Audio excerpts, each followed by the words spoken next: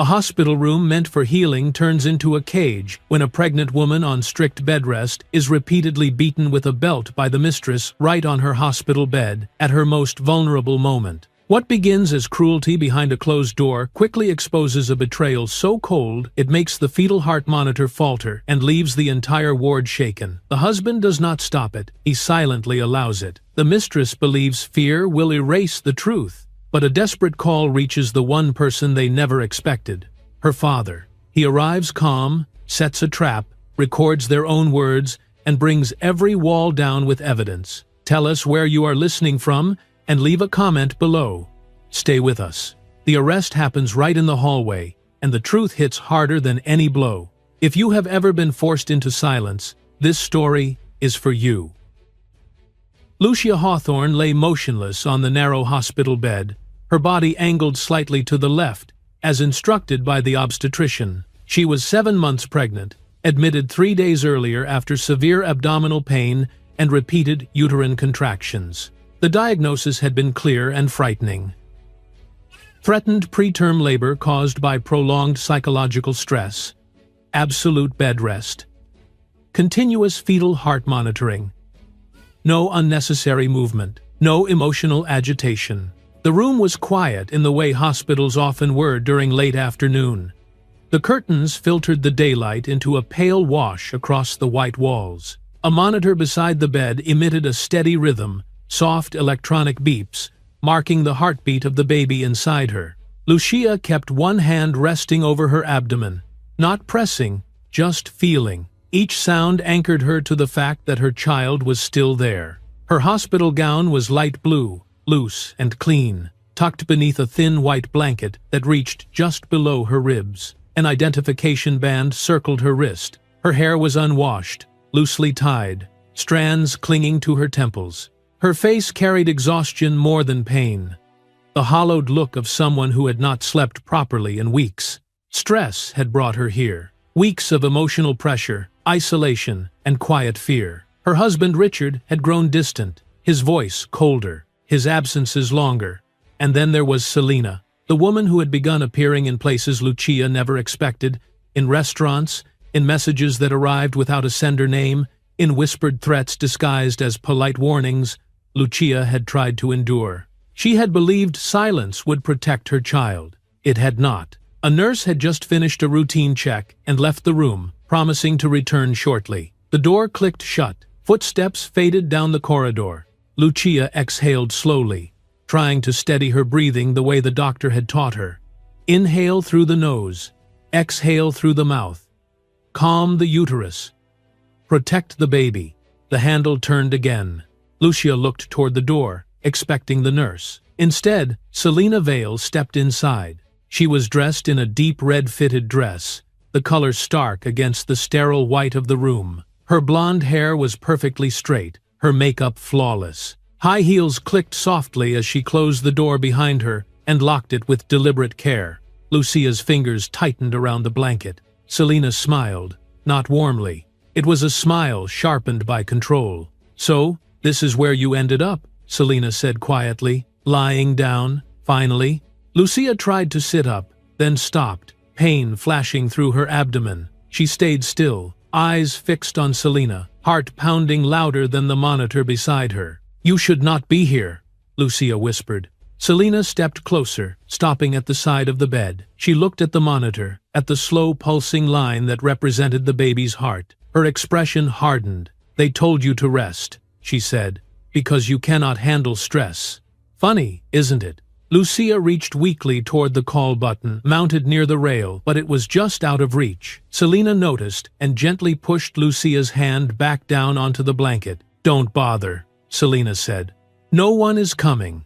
Her voice dropped, venomously calm. She began speaking about the baby, about how fragile things were at 7 months, about how easily stress could undo everything Lucia was trying to protect. Each word landed like a strike. Lucia shook her head, tears welling. "Please," she said, "leave." Selena did not. She reached into her handbag and slowly pulled out a black leather belt. The sound of the buckle echoed too loudly in the small room. Lucia's breathing quickened.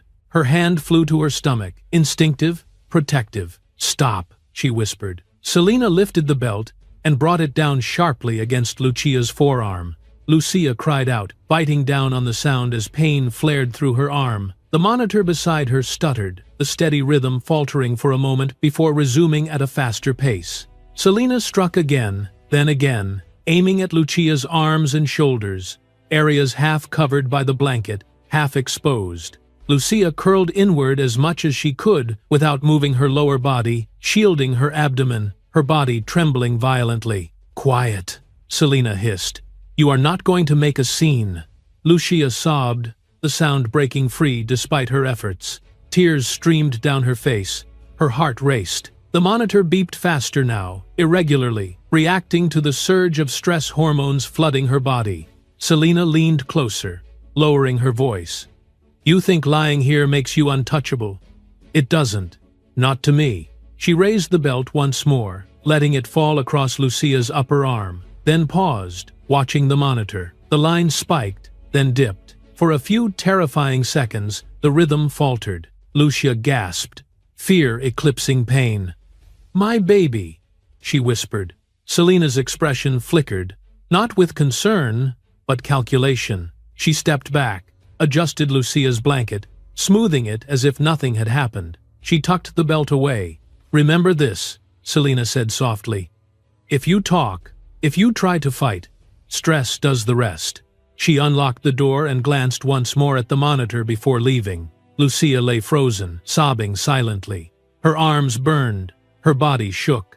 The monitor beside her slowly stabilized, but the numbers remained uneven, fragile, her vision blurred. The room tilted. She focused on the sound of the heartbeat, clinging to it as darkness crept in at the edges of her sight. Then everything went quiet. Lucia lay alone in the hospital room after the door closed behind Selina. The silence that followed felt heavier than the violence itself. Her body remained curled on her side as instructed by the doctors, but her muscles would not relax. Her arms throbbed with a deep, burning ache.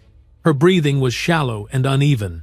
The fetal monitor beside the bed continued its soft beeping, but the rhythm was no longer steady. The numbers fluctuated, rising and dipping in small, frightening waves.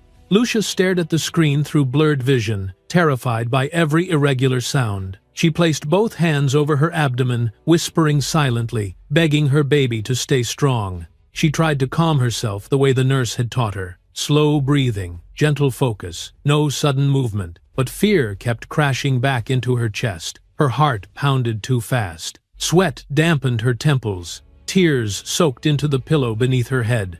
Minutes passed, or maybe seconds. Time lost its shape. Lucia turned her head slightly toward the door, listening. Every faint sound in the hallway made her tense. She expected Selina to return at any moment, or a nurse, or anyone, but no one came. Her phone lay on the small table near the wall, just beyond her reach. She stared at it, frustration and helplessness tightening her throat. She tried to lift her arm, then stopped when pain shot through her shoulder and down her side. Her breath caught, and the monitor responded with another sharp spike. She froze, afraid that even breathing might harm her child. The door handle turned. Lucia flinched violently. The door opened slowly, and Richard Hawthorne stepped inside alone. He wore a dark suit, perfectly pressed, as if he had come from a meeting rather than a hospital corridor. His expression was unreadable. He closed the door behind him without locking it and stood there for a moment, looking at Lucia as if assessing a problem rather than seeing his wife. "Richard," Lucia whispered. Her voice cracked. Relief and dread collided inside her chest. She reached weakly toward him, her fingers trembling. "Please," she said. "Something happened." Richard glanced at the monitor. He frowned slightly at the uneven rhythm, then looked back at her face. His eyes held no concern, only irritation. "You are unstable," he said. "The doctors warned you about stress." Lucia shook her head slowly. Tears slipped down her cheeks. "She came here," she said. "Selina, she hurt me." Richard sighed and took a step closer, stopping at the foot of the bed. "You need to stop imagining things," he replied. "You are in a fragile state." Lucia tried to sit up a little, then cried out softly as pain surged through her abdomen. She clutched her stomach instinctively, panic flooding her face. "The baby," she gasped. "I am scared." Richard looked away. "You are always scared," he said. "That is the problem." Lucia stared at him in disbelief. "Help me," she whispered. "Please." He did not move. Instead, he reached into his pocket and checked his phone. His posture remained relaxed, detached. The sound of the monitor filled the space between them, faster now, uneven. "This cannot continue," Richard said. "You cannot keep causing scenes." Lucia's lips trembled. "I did not cause this." Richard leaned closer, lowering his voice. "No one forced you to stress yourself into this condition. You did this." The words crushed her. She turned her face away, sobbing quietly. Her shoulders shook. Her breathing became erratic again, and the monitor responded immediately, its beeping sharp and insistent. Richard straightened and stepped back. "Calm down," he said coldly. "You are hurting the baby." "Never." Lucia pressed her hands tighter against her abdomen, desperate to regain control. "I need help," she whispered. Richard stared at her for a long moment. Then he turned toward the door. "I will get Selina," he said. Lucia's head snapped toward him. "No!" she cried. "Do not!" Richard opened the door anyway.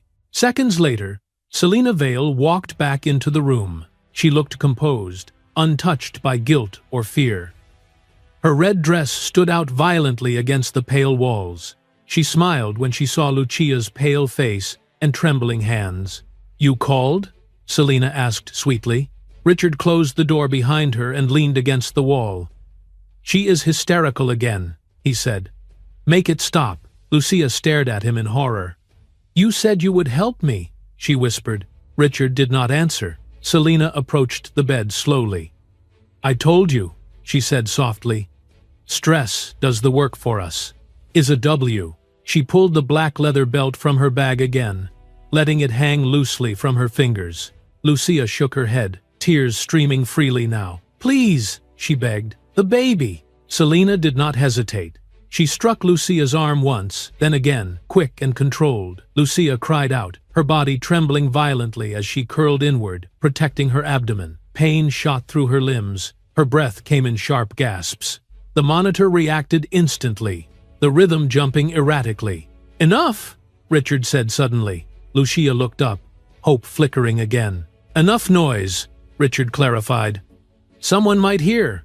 Selina adjusted her aim, striking lower on Lucia's arm, then stepping back. Lucia sobbed uncontrollably, her strength fading rapidly. Her hands loosened their grip on her stomach as exhaustion overtook her. Selina smoothed the blanket back into place, hiding the marks. She adjusted Lucia's hair gently, mockingly.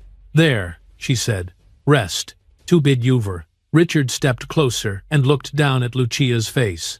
"If you tell anyone," he said quietly, "I will say you fell, or that you imagined everything. No one will believe you." Lucia closed her eyes, tears slipping silently down her temples. Richard turned toward Selina. "We are done," he said. They left together. The door closed behind them. Lucia remained alone, shaking, the monitor still beeping unevenly beside her as the room swallowed her silence. Lucia lay alone in the hospital room after the door closed behind Richard and Selina. The silence pressed down on her chest, heavy and suffocating. Her body remained curled on her side, exactly as the doctor had instructed. Yet nothing about her felt still. Pain pulsed through her arms, spreading into her shoulders in slow, burning waves. The fetal monitor beside the bed continued to beep, but the rhythm was no longer calm. The numbers flickered unevenly, climbing and falling without warning. Each irregular sound sent a jolt of terror through her chest. Lucia stared at the screen, her vision blurred by tears, afraid to look away in case the line disappeared entirely. She pressed both hands over her abdomen, fingers trembling. "Stay with me," she whispered silently. "Please stay." Her breathing was shallow and rapid. She tried to slow it, remembering the nurse's calm instructions. Inhale gently, exhale slowly, relax the body, reduce stress. But panic refused to loosen its grip. Her heart raced faster than she could control, and the monitor answered with sharp, erratic beeps. Lucia turned her head toward the door, listening. Every distant sound in the hallway made her flinch. Footsteps. A cart rolling past. Voices far away. None of them stopped at her door. She needed help.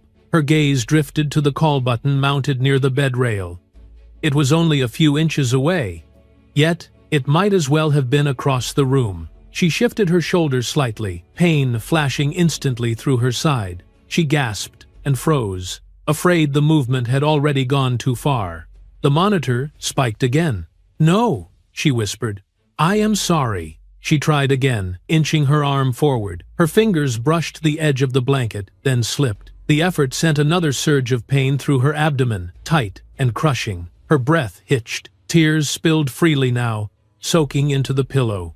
Lucia pulled her arm back, clutching her stomach protectively. Her entire body trembled as another wave of fear crashed through her. She felt the tightening deep inside, the unmistakable warning signs she had been told to watch for. The pressure, the sharp discomfort, the fear that her body was beginning to work against her. The beeping grew louder, more insistent. She shook her head weakly, as if denial might help. "Please," she whispered again, unsure who she was begging now. Her phone lay on the small table near the wall, its dark screen mocking her.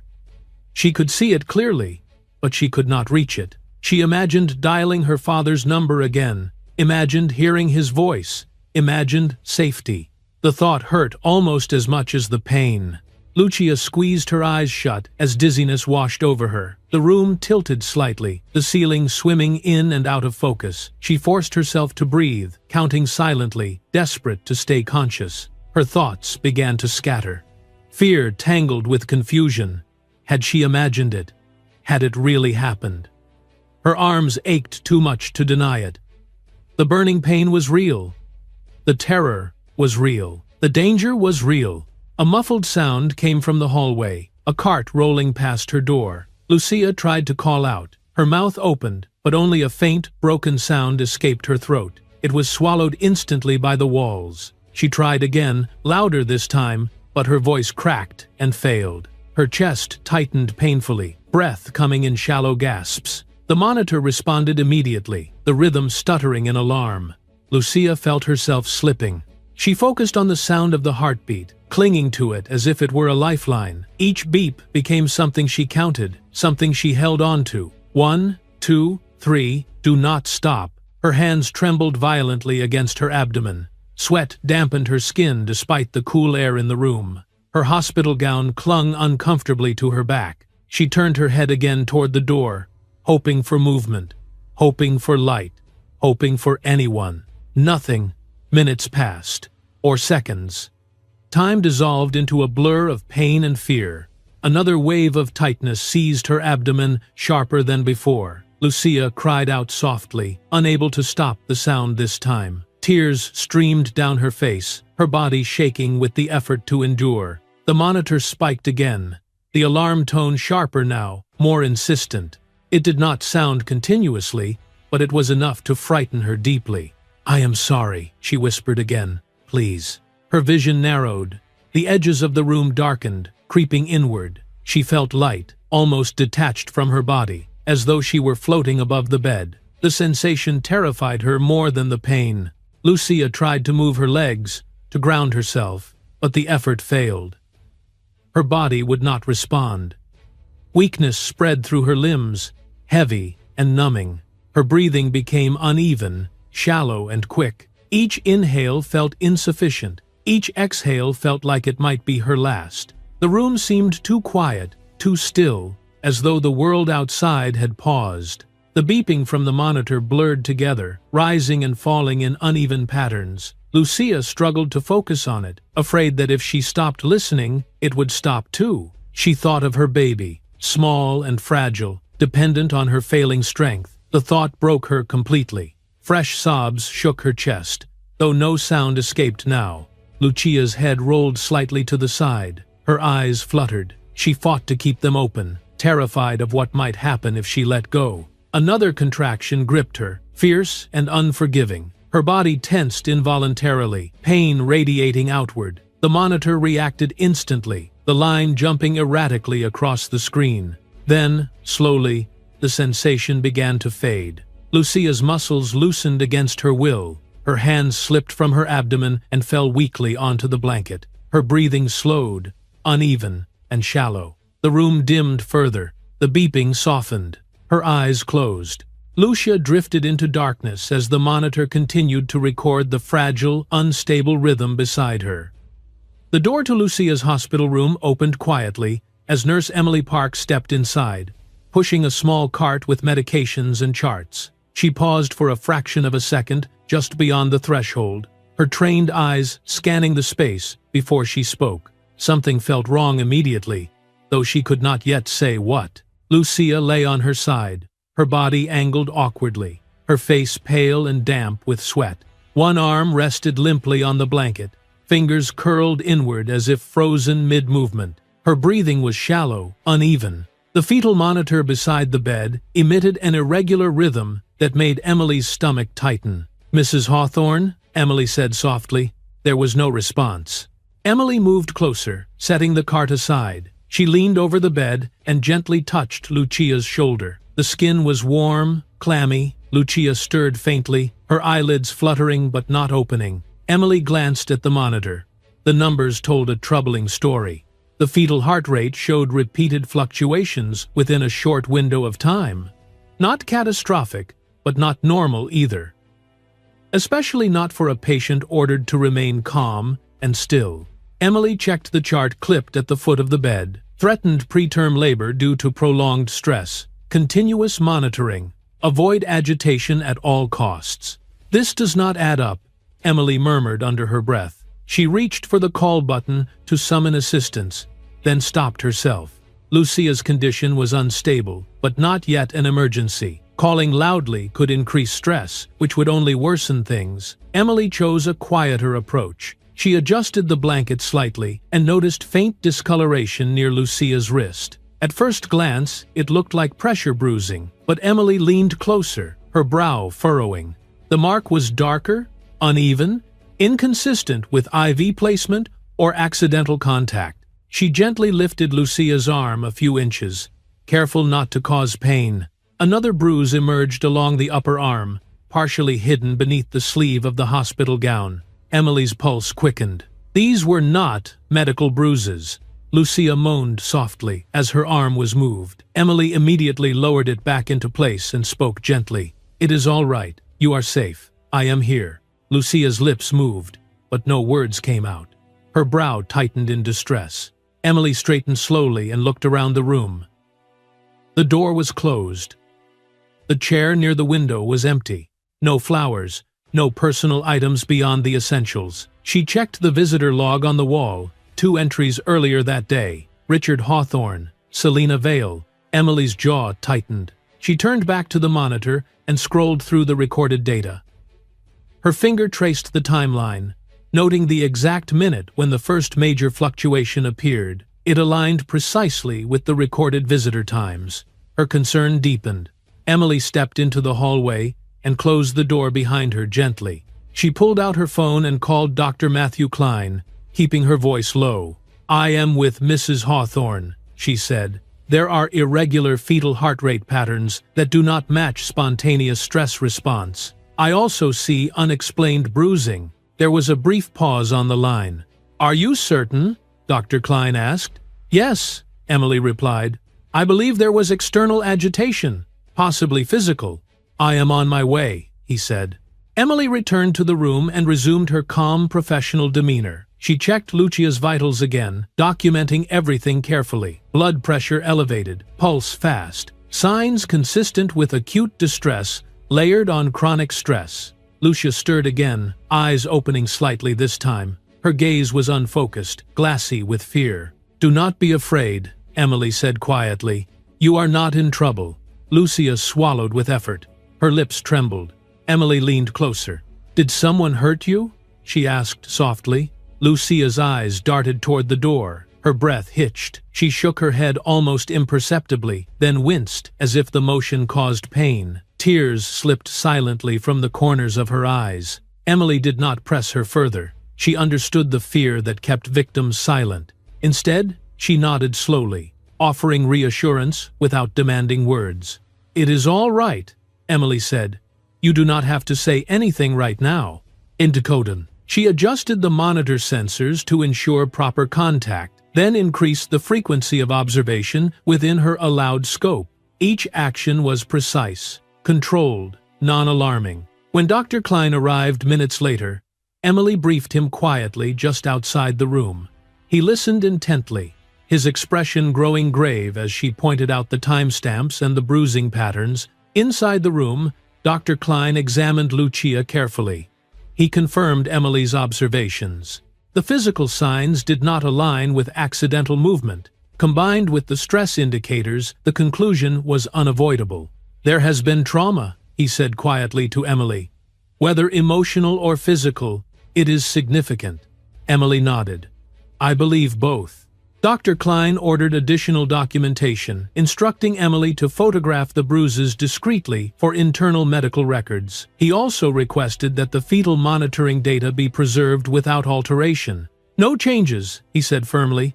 "Everything stays exactly as it is."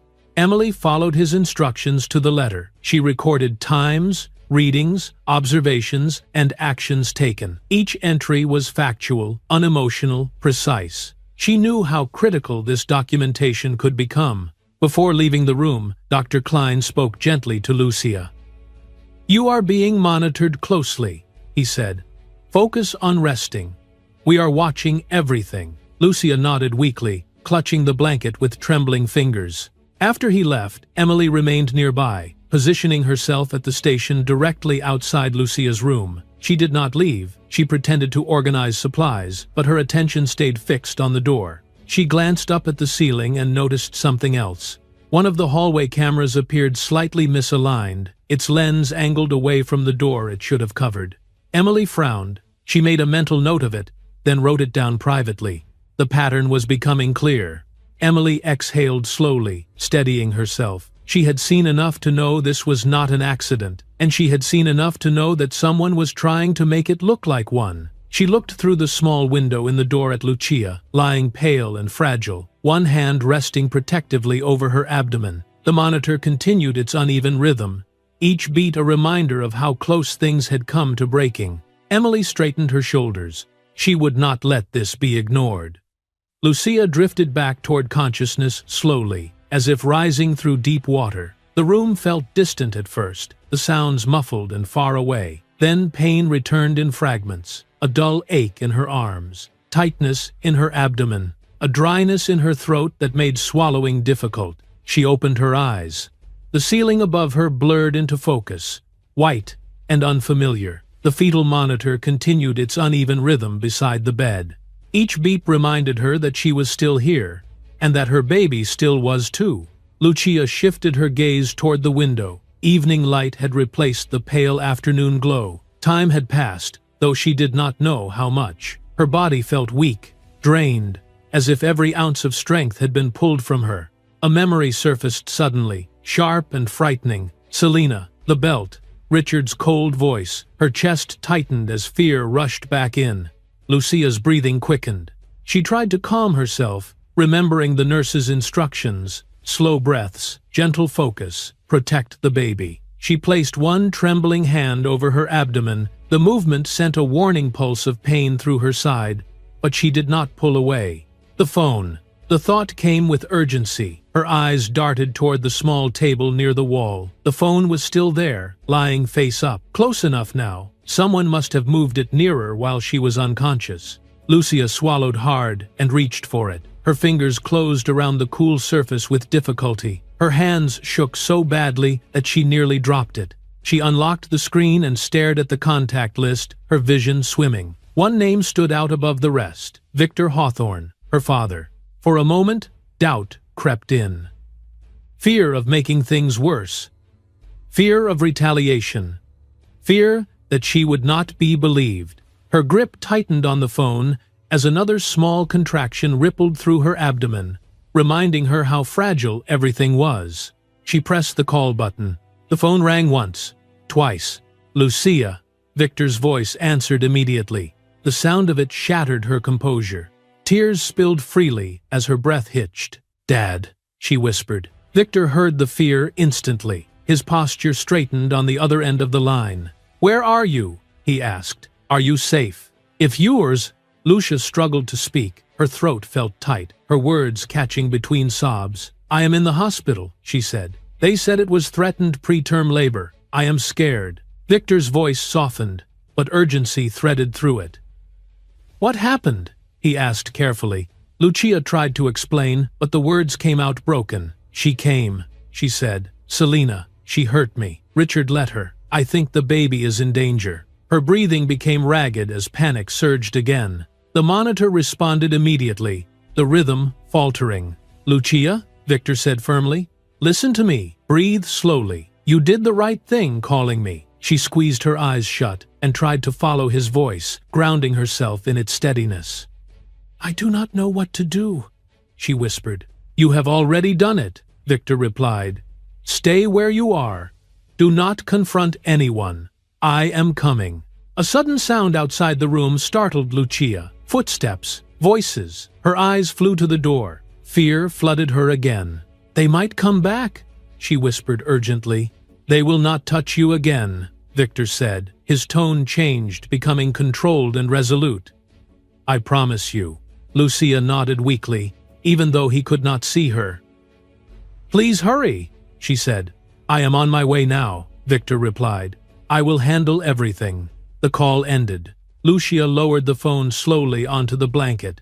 Her hands continued to shake, but a small measure of relief settled into her chest. For the first time since the violence began, she was not completely alone.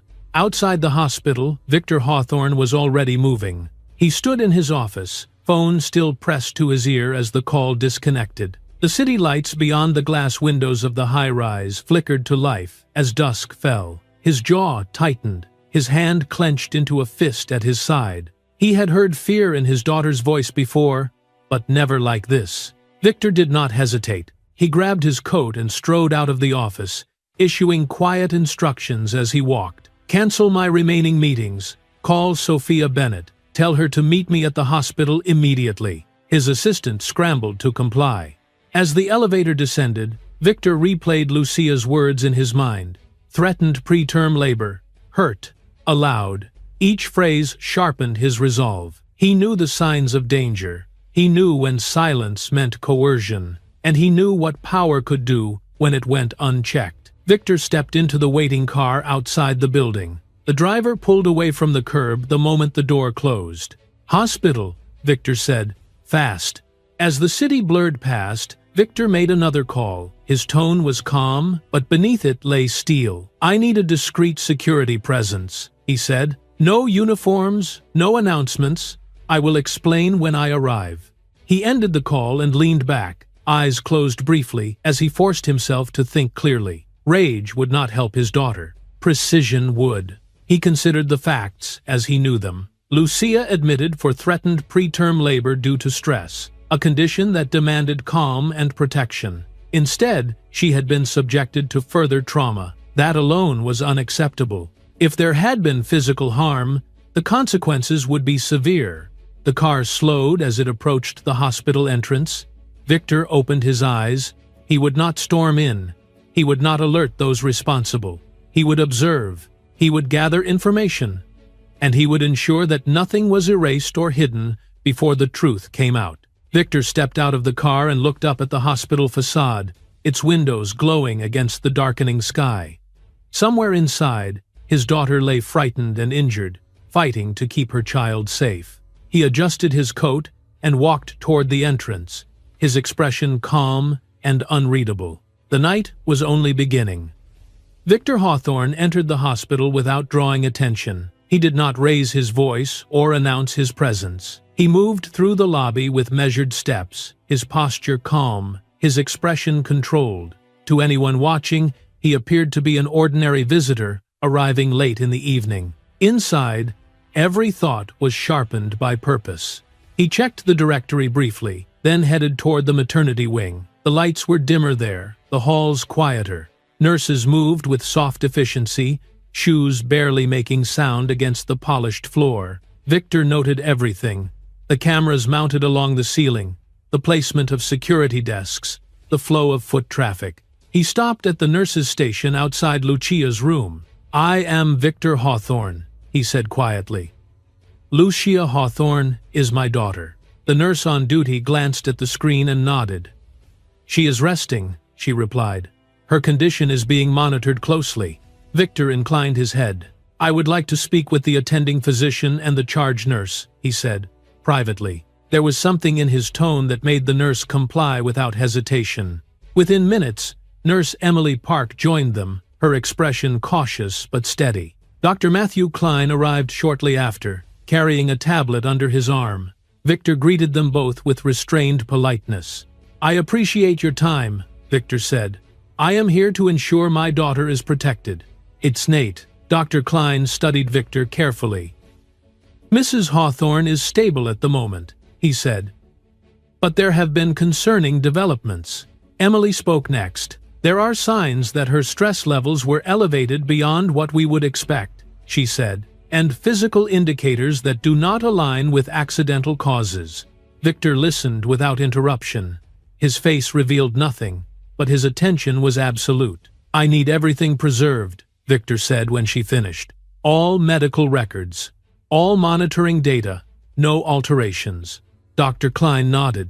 "That has already been ordered." Victor turned to Emily. "Who entered her room today?" he asked. Emily checked her notes. "2 visitors," she said. "Her husband, Richard Hawthorne, and a woman named Selina Vale." Victor acknowledged this with a slight nod. "I want access logs secured," he said, timestamps included. He then lowered his voice further. "I do not want any visible change in routine," he added. "No warnings, no confrontations." Emily understood immediately. "We will maintain normal operations," she said, quietly. Victor requested a brief look at the fetal monitoring data. Dr. Klein pulled up the recordings, scrolling through the timeline. Victor watched closely as the irregular patterns appeared in clusters. "These spikes," Victor said, pointing at the screen, "they coincide with visitor times." "Yes," Dr. Klein confirmed. "Which suggests external stressors." Victor straightened. "Document that correlation clearly," he said. "I will need it later." He then asked to see Lucia. They entered her room together. Lucia lay resting, her face pale, eyes closed. The monitor continued its soft, uneven rhythm beside her. Victor did not approach the bed. He stood at a distance, watching her breathe. Emily adjusted a sensor gently. "She is sleeping lightly," she said. Victor nodded. "Do not wake her." He turned his attention back to the room. He noted the placement of furniture, the position of the door, the angle of the ceiling camera visible through the window. His eyes narrowed slightly. "That camera," he said. "It appears misaligned." Emily hesitated, then nodded. "I noticed the same thing earlier," she said.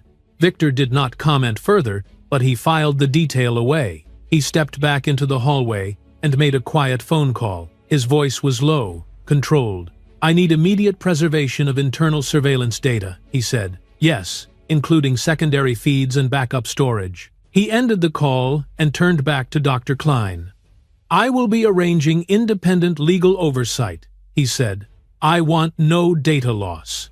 Dr. Klein met his gaze. Understood. Victor then requested a private room nearby. Once inside, he removed his coat and placed it neatly over the back of a chair. He sat down, resting his hands flat on the table. He called his lawyer. "Sophia," he said when she answered. "I am at the hospital. I need you here now." Her response was immediate. "What happened?" "Not on the phone," Victor replied. "Bring everything."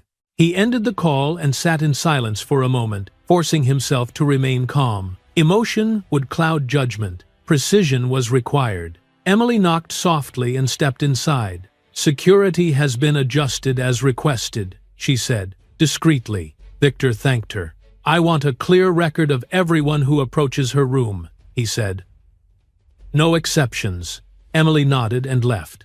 Time passed slowly. Victor reviewed documents provided by Dr. Klein, reading each line carefully. He cross-checked times, names, readings. The pattern became undeniable. This was not coincidence. Sophia Bennett arrived less than 30 minutes later. She entered the room with a legal pad and tablet in hand, her demeanor focused. Victor briefed her quickly and precisely. "Threatened preterm labor due to stress," he said. then unexplained physical indicators and fetal distress during visitor windows. Sophia listened intently. "Do we have preserved data?" she asked. "Yes," Victor replied. "And we will have more." Sophia nodded. "Then we proceed quietly." Victor leaned back slightly. "I want a legal trap," he said. "Not a confrontation. They believe everything is hidden." Sophia understood immediately. "Then we let them believe it," she said. Victor stood. "I want them comfortable," he said. "Confident. That is when people make mistakes." Sophia smiled thinly. "I will prepare the framework." Victor glanced once more toward Lucia's room through the hallway window. She stirred faintly, then settled again. "Nothing changes yet," Victor said softly. "We wait."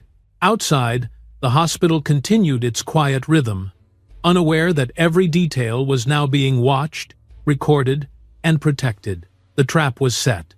Richard Hawthorne believed the situation was finished. From his perspective, everything had already been handled. The hospital was quiet again. No alarms had sounded. No police had appeared. Silence, to him, meant success. That belief was what brought him back. He walked through the maternity wing with measured confidence, his footsteps unhurried.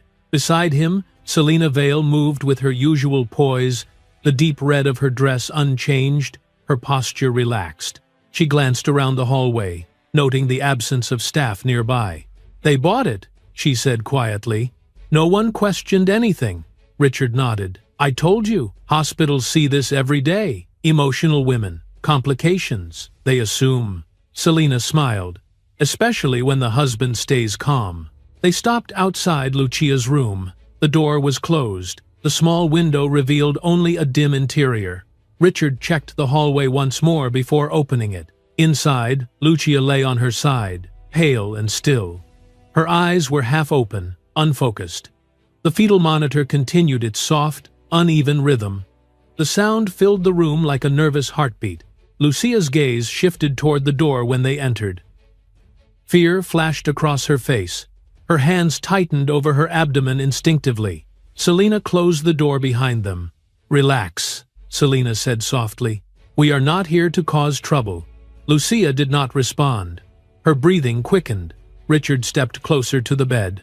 "You need to stop this," he said. "The doctors are watching your stress levels."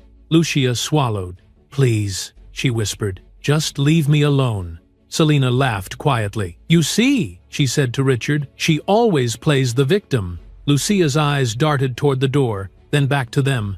"They know," she said weakly. The nurse saw. Richard's expression hardened. "You are imagining things again." Selina leaned against the wall, crossing her arms. "Even if she did," she said, "what proof is there?" She gestured casually around the room.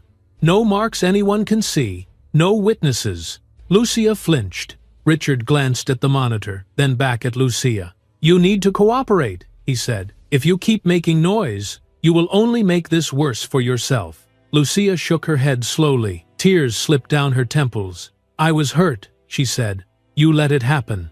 Selina scoffed. "Do not exaggerate. It was barely anything." End quote. Her words hung in the air. Lucia's breath caught. The monitor reacted with a brief spike, then settled again. Richard frowned at the sound. "See what you are doing," he said. "You cannot control yourself." Selina stepped closer to the bed, lowering her voice. "You really should learn when to stay quiet," she said. "The first time was a warning." Lucia closed her eyes, trembling. Richard rubbed his temple, irritation clear. "This is exhausting," he said. "I am tired of cleaning up after you." Selina tilted her head, studying Lucia. "She will not talk," she said confidently. "She is too afraid." Lucia's eyes opened again. "I am not lying," she whispered. Selina smiled. "It does not matter," she replied. "No one believes a woman in your condition. They will say you fell. Or panicked." Richard nodded. "Exactly." Lucia stared at him, stunned by the ease with which he dismissed her pain. "You said you would protect us," she said faintly. Richard looked away. "I never said that." The fetal monitor beeped unevenly again, reflecting Lucia's rising distress. Selina noticed and smirked. "See?" she said. Stress does everything for us. She reached into her bag and briefly touched the edge of the black leather belt inside, not removing it, just enough for Lucia to see. Lucia gasped softly and recoiled as much as her weakened body allowed. Richard raised a hand. "Not again," he said. "No need," Selina shrugged. "I am just reminding her." Lucia's hands shook violently as she clutched her abdomen. Tears streamed freely now. Her breathing became shallow and rapid. "You are hurting the baby," she whispered. Selina rolled her eyes. "You hurt the baby when you refuse to behave." Richard leaned closer to Lucia, lowering his voice. "If anything happens," he said, "it will be because you could not stay calm. Understand?" Lucia stared at him in horror. From just outside the door, Victor Hawthorne stood silently. He had arrived minutes earlier and positioned himself in the hallway where the wall curved slightly, out of direct sight from the room. He did not move. He did not interrupt. His phone rested in his hand, recording quietly, legally, every word that drifted through the partially open window near the door. Beside him, Sophia Bennett stood still, her expression unreadable. Inside the room, Selina continued speaking, unaware. "You really thought you could fight this?" she said, "after everything was taken care of?" Lucia shook her head weakly. "I just want to be safe." Richard laughed softly. "Safe from what? Your own imagination." The monitor beeped again, sharper this time. Selina sighed. "You see?" she said. "Even now." Lucia whimpered, her strength fading. Her eyes fluttered, her face draining of color. "That is enough," Richard said. "We should go." Selina nodded. "She is done." "Easer." She leaned closer one last time. "Remember," she whispered, "you say nothing." They turned and walked toward the door. Victor stepped back into shadow as it opened. Richard and Selina passed without seeing him, too focused on their own confidence to notice anything else. The door closed behind them. Victor exhaled slowly, his face calm but his eyes cold. He looked at Sophia. "That," he said quietly, "was everything we needed. It's not Ogers."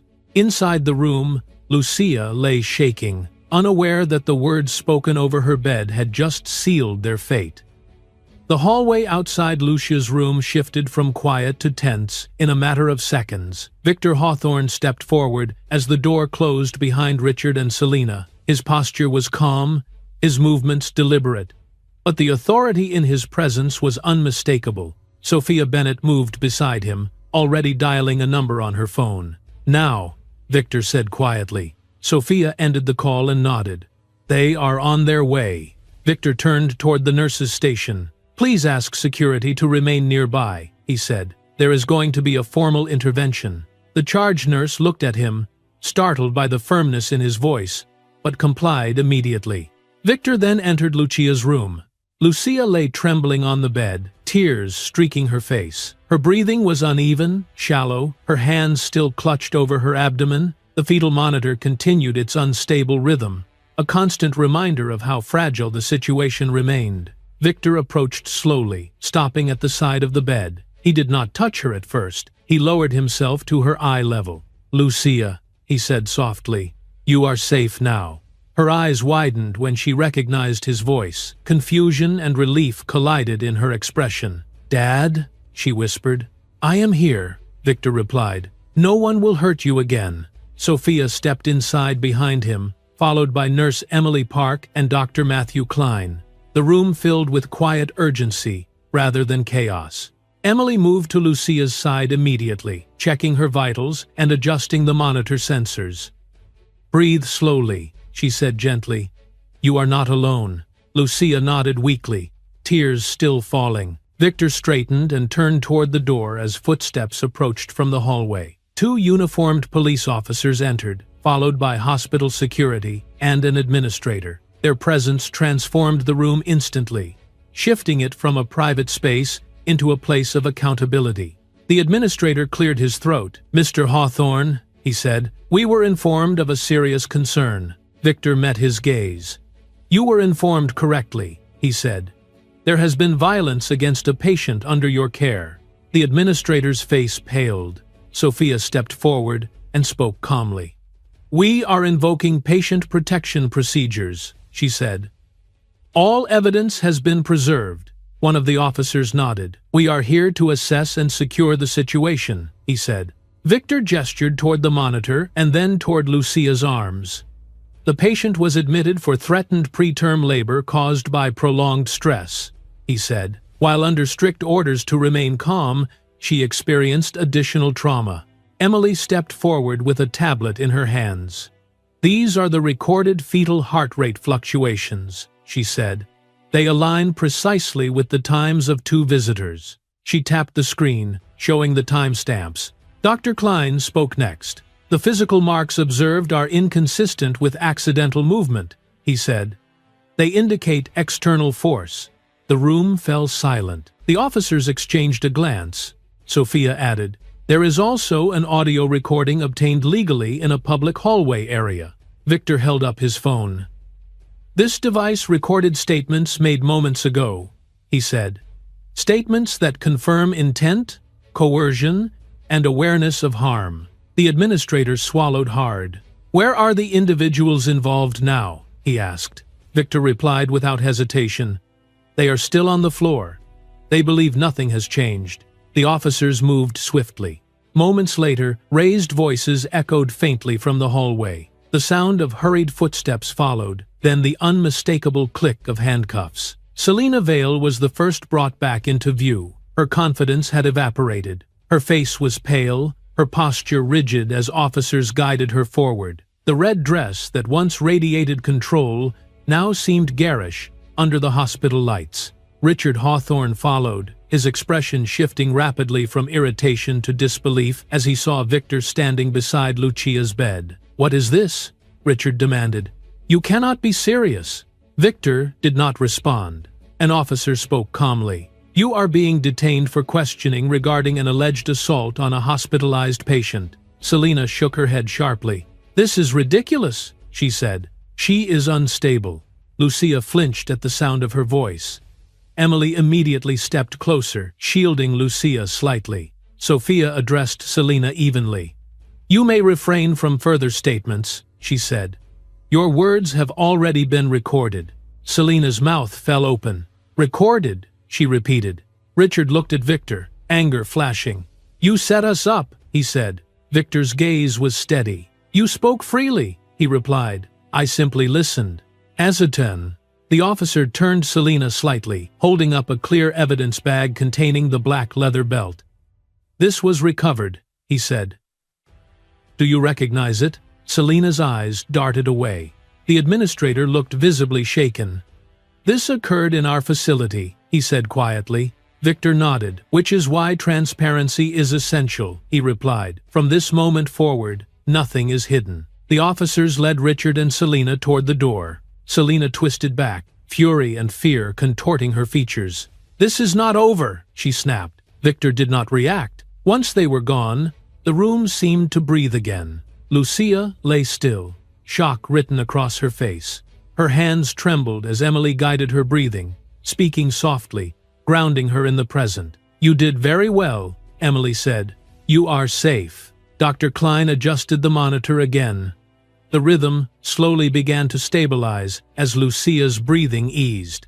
Victor remained beside the bed, his presence steady and protective. "I am proud of you," he said quietly. Lucia's eyes filled again, but this time the tears were different. Relief mixed with exhaustion. Outside the room, hospital staff gathered quietly. Phones were raised, then lowered as administrators intervened. Word spread quickly, but carefully. Inside, Victor looked at Sophia. "Next steps," he said. Sophia nodded. "Documentation is complete," she replied.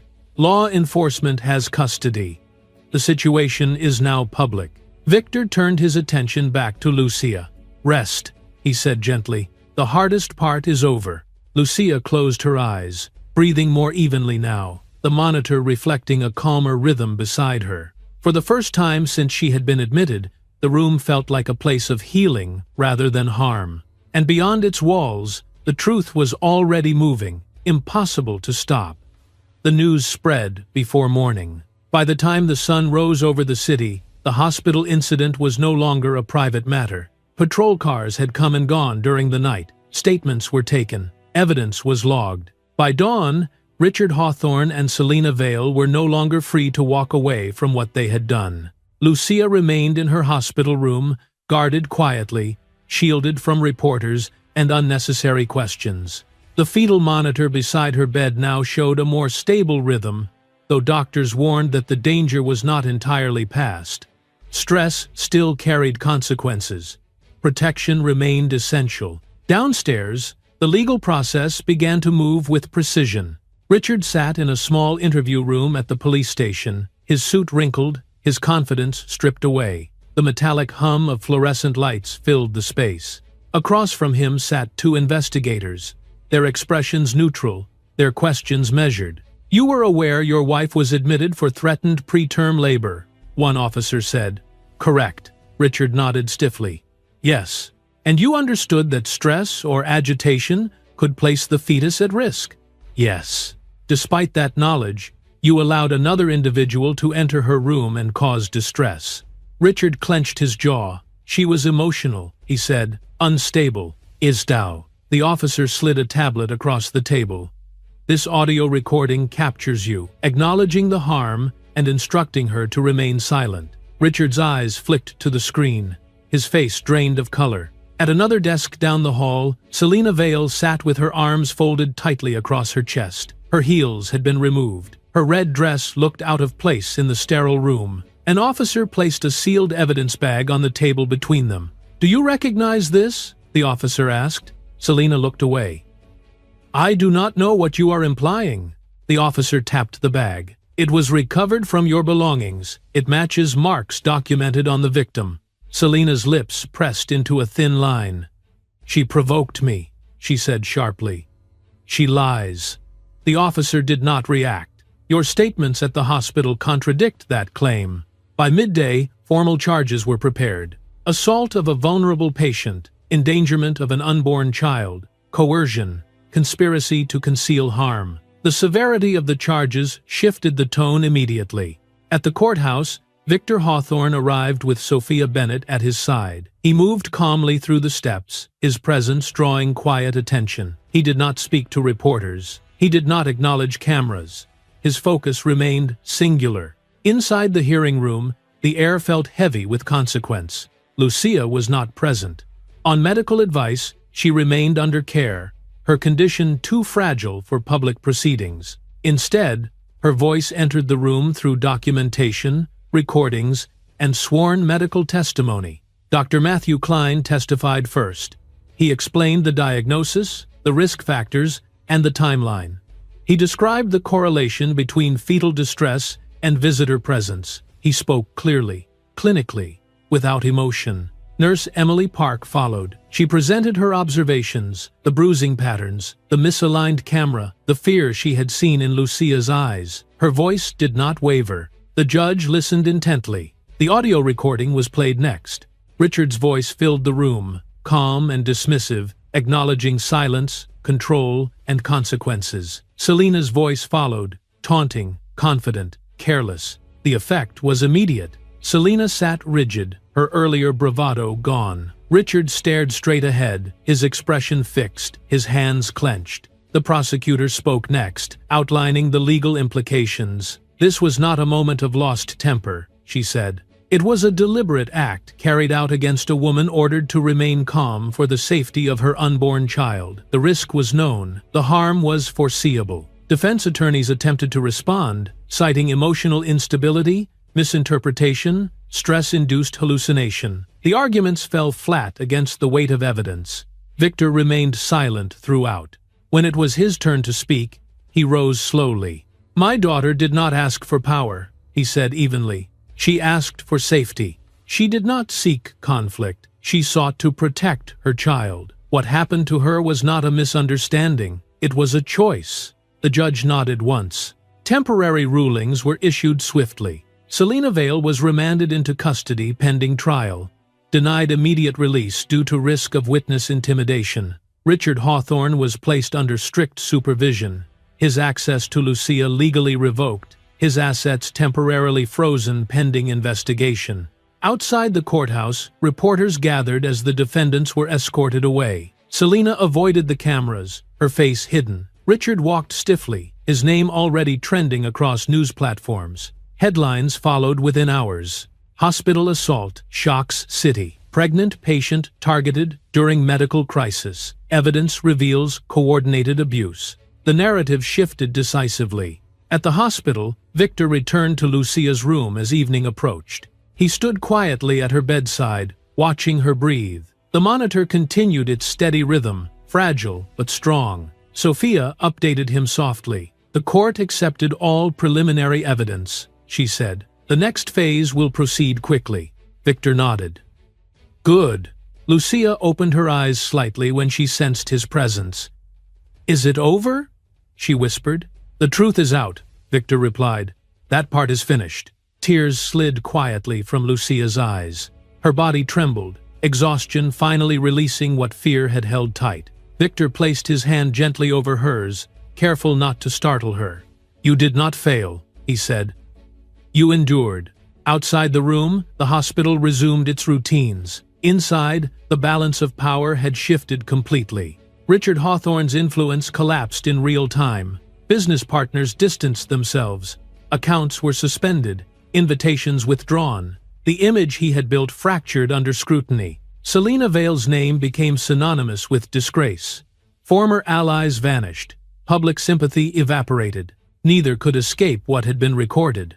As night fell, Lucia slept under careful watch, protected at last by systems that now worked in her favor. Justice had not finished its work, but it had begun, and it would not stop. Morning light entered Lucia's hospital room softly, filtered through pale curtains that muted its brightness. The night had passed without alarms, without urgent footsteps rushing down the corridor. For the first time since everything had unfolded, the air around her felt calm. Lucia lay on her side, her body still weak but no longer trembling. The light blue hospital gown rested loosely against her skin. One hand lay gently over her abdomen, rising and falling with each careful breath. The steady rhythm beneath her palm was there, consistent and reassuring. Her baby was alive. That knowledge anchored her more firmly than any words could. The fetal monitor beside the bed reflected that truth. The line moved smoothly now, the sound even and strong. The danger had not disappeared entirely, but it had retreated enough to allow hope to exist again. The door opened quietly, and Nurse Emily Park stepped inside. Her movements were unhurried, respectful of the fragile peace in the room. She checked the monitor, adjusted a setting, and smiled faintly. "Everything looks stable this morning," she said. "The baby is responding well." Lucia nodded, emotion tightening her throat. "Thank you," she whispered. Emily squeezed her hand gently before stepping away. "You did very well," she said. "Just keep resting." After the nurse left, silence returned, but it no longer felt threatening. Lucia closed her eyes briefly, letting herself breathe without fear. The memories were still there, sharp and painful, but they no longer pressed against her chest with the same crushing force. Footsteps approached again, slower this time. Victor Hawthorne entered the room, his presence steady and familiar. He wore a simple dark jacket, his posture relaxed for the first time since arriving at the hospital days earlier. He stopped beside the bed and looked at his daughter. "How do you feel?" he asked softly. "Tired," Lucia admitted, "but calmer." Victor nodded. "That is enough for today." He pulled a chair closer and sat down. For a moment, neither of them spoke. Words felt unnecessary. The quiet carried more comfort than conversation. "I am sorry you had to endure this," Victor said finally. "I wish I had been there sooner." Lucia turned her head slightly to look at him. "You came when it mattered," she said. "You believed me. Isn't a destiny." Victor's jaw tightened briefly. "I will always believe you." Outside the room, the hospital continued its routine. Doctors consulted charts. Nurses moved between patients. Life went on, indifferent to the pain that had passed through these walls. Yet something had changed. Lucia was no longer invisible. Over the following days, her condition continued to improve. The contractions subsided. The tightness in her abdomen eased. Each check brought cautious optimism, Doctors spoke in measured tones, careful not to promise too much, but the fear of immediate danger faded. Victor remained close, coordinating care quietly, ensuring that no unauthorized visitor came near. Legal boundaries were enforced without question. Richard Hawthorne's access was permanently revoked. Selina Vale's name was removed from every list. Lucia focused on small things, drinking water slowly, listening to the monitor, feeling the subtle movements beneath her hand. Each moment grounded her further in the present. One afternoon, Sophia Bennett visited briefly, standing near the door. "The legal process is moving forward," she said. "There will be accountability." Lucia did not ask for details. She did not need them. Knowing that it was handled was enough. As the week progressed, Lucia was transferred to a quieter room with additional safeguards. The change marked a shift, not just in care, but in mindset. She was no longer simply surviving, she was healing. On the 7th morning, the doctor entered with a small smile. "If everything remains stable," he said, "we can begin planning for discharge within a few days." Lucia's eyes filled with tears. The idea of leaving the hospital felt unreal, but comforting. That evening, as sunset painted the sky outside her window in soft colors, Lucia sat up slightly, supported by pillows. Victor stood beside her, watching quietly. "I used to think strength meant enduring everything alone," Lucia said. "Now I know it means asking for help." Victor nodded. "And allowing yourself to be protected." Lucia placed both hands over her abdomen and closed her eyes. "I want my child to grow up knowing safety," she said. "Not fear." "She will," Victor replied. "I will make sure of it." Days later, Lucia left the hospital under careful supervision. She wore a light blue patient dress, her steps slow but steady. The air outside felt different, cleaner, filled with possibility. She paused for a moment at the entrance, breathing deeply. The world had not ended, it had waited. At home, Lucia settled into a quiet routine: rest, gentle movement, medical checkups. Victor arranged everything, ensuring privacy and peace. The chaos of the past receded further with each passing day. News continued to circulate beyond her walls. Court proceedings, public condemnation, the collapse of reputations built on silence and control. Lucia did not follow it closely. She did not need to. Her focus remained inward. One morning, weeks later, Lucia sat near a window as sunlight spilled across the floor. She held a small journal in her hands, writing slowly. Words came easier now. Not about pain, but about resilience, about survival, about the quiet strength of choosing to live. She paused and rested her hand over her abdomen as a gentle movement responded beneath her palm. A smile spread across her face. Victor watched from across the room, saying nothing, allowing the moment to belong to her. Lucia closed the journal and looked up. "I am ready," she said. "For what?" Victor asked. "For the future," she replied. Outside, the morning unfolded like any other. Cars passed. Birds called.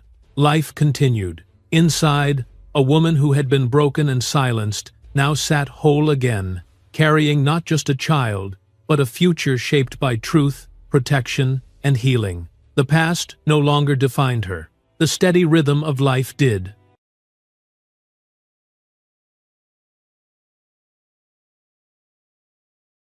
They say you should never judge a book by its cover, but Richard Sterling judged his wife by her worn-out sweaters and quiet demeanor. He thought he was the main character of their lives, a rising CEO destined for greatness, while she was just the anchor dragging him down.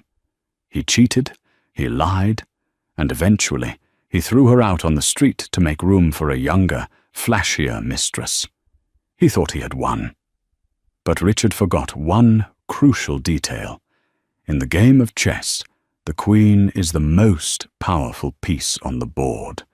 And when his poor wife finally played her hand, the entire world and the royal court stopped to watch him crumble. Richard Sterling adjusted his silk tie in the reflection of his office window. Behind him, the skyline of Chicago glittered, a testament to the world he felt he owned.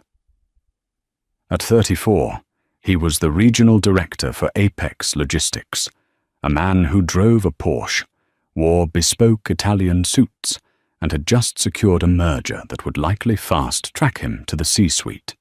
He checked his Rolex. 7:30 p.m. He was late for dinner, but he didn't care. In fact, the lateness was calculated. It was a power move.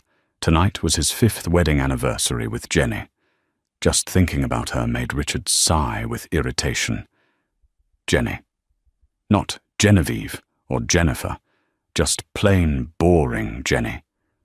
When he had met her 5 years ago, her simplicity had been charming. She was a librarian, quiet, supportive, and seemingly in awe of his ambition. She kept a clean house, cooked decent meals, and never asked for much. But as Richard's stock rose, Jenny remained stagnant. She still wore clothes from discount racks. She didn't know how to network at galas. She preferred reading in their garden to rubbing elbows with the city's elite. She was an embarrassment, a relic of a life he had outgrown. And then there was Vanessa. Vanessa Klein was the marketing executive at his firm. She was sharp, viciously ambitious, and stunning. She knew the difference between a Pinot Noir and a Cabernet. She knew which fork to use. She looked good on his arm. Richard grabbed the manila envelope from his desk. It was heavy. Time to cut the dead weight, he muttered to himself. He drove home, rehearsing his speech. He wouldn't be cruel, he told himself. He would be efficient. He would offer Jenny a small settlement, enough to keep her quiet, and send her back to whatever obscurity she came from. When he unlocked the front door of their suburban home, the smell of roast chicken filled the air. It was nauseatingly domestic. Jenny was setting the table. She was wearing a simple blue dress he had seen a dozen times. Her brown hair was pulled back in a messy bun. "Richard," she smiled, wiping her hands on an apron. "Happy anniversary. I was worried the traffic was bad." "Traffic was fine," Richard said, bypassing her attempt at a hug. He walked straight to the dining table and tossed the manila envelope onto her empty plate.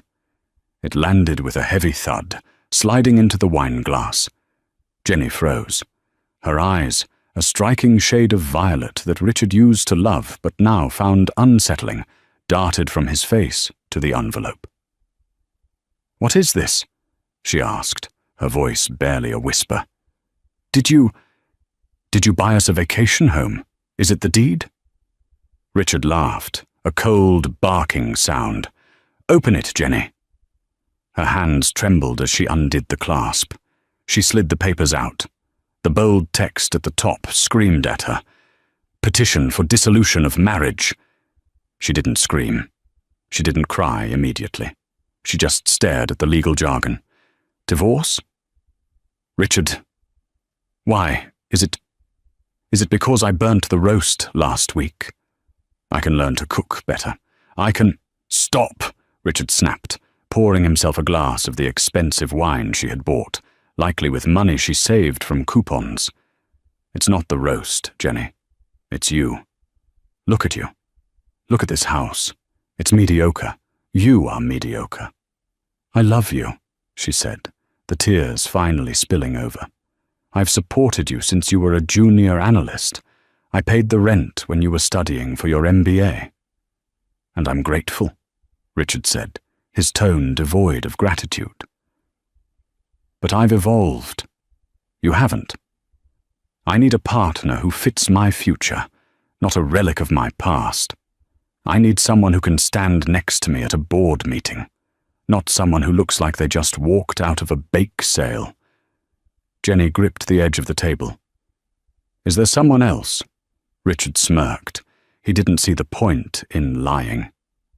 "Her name is Vanessa.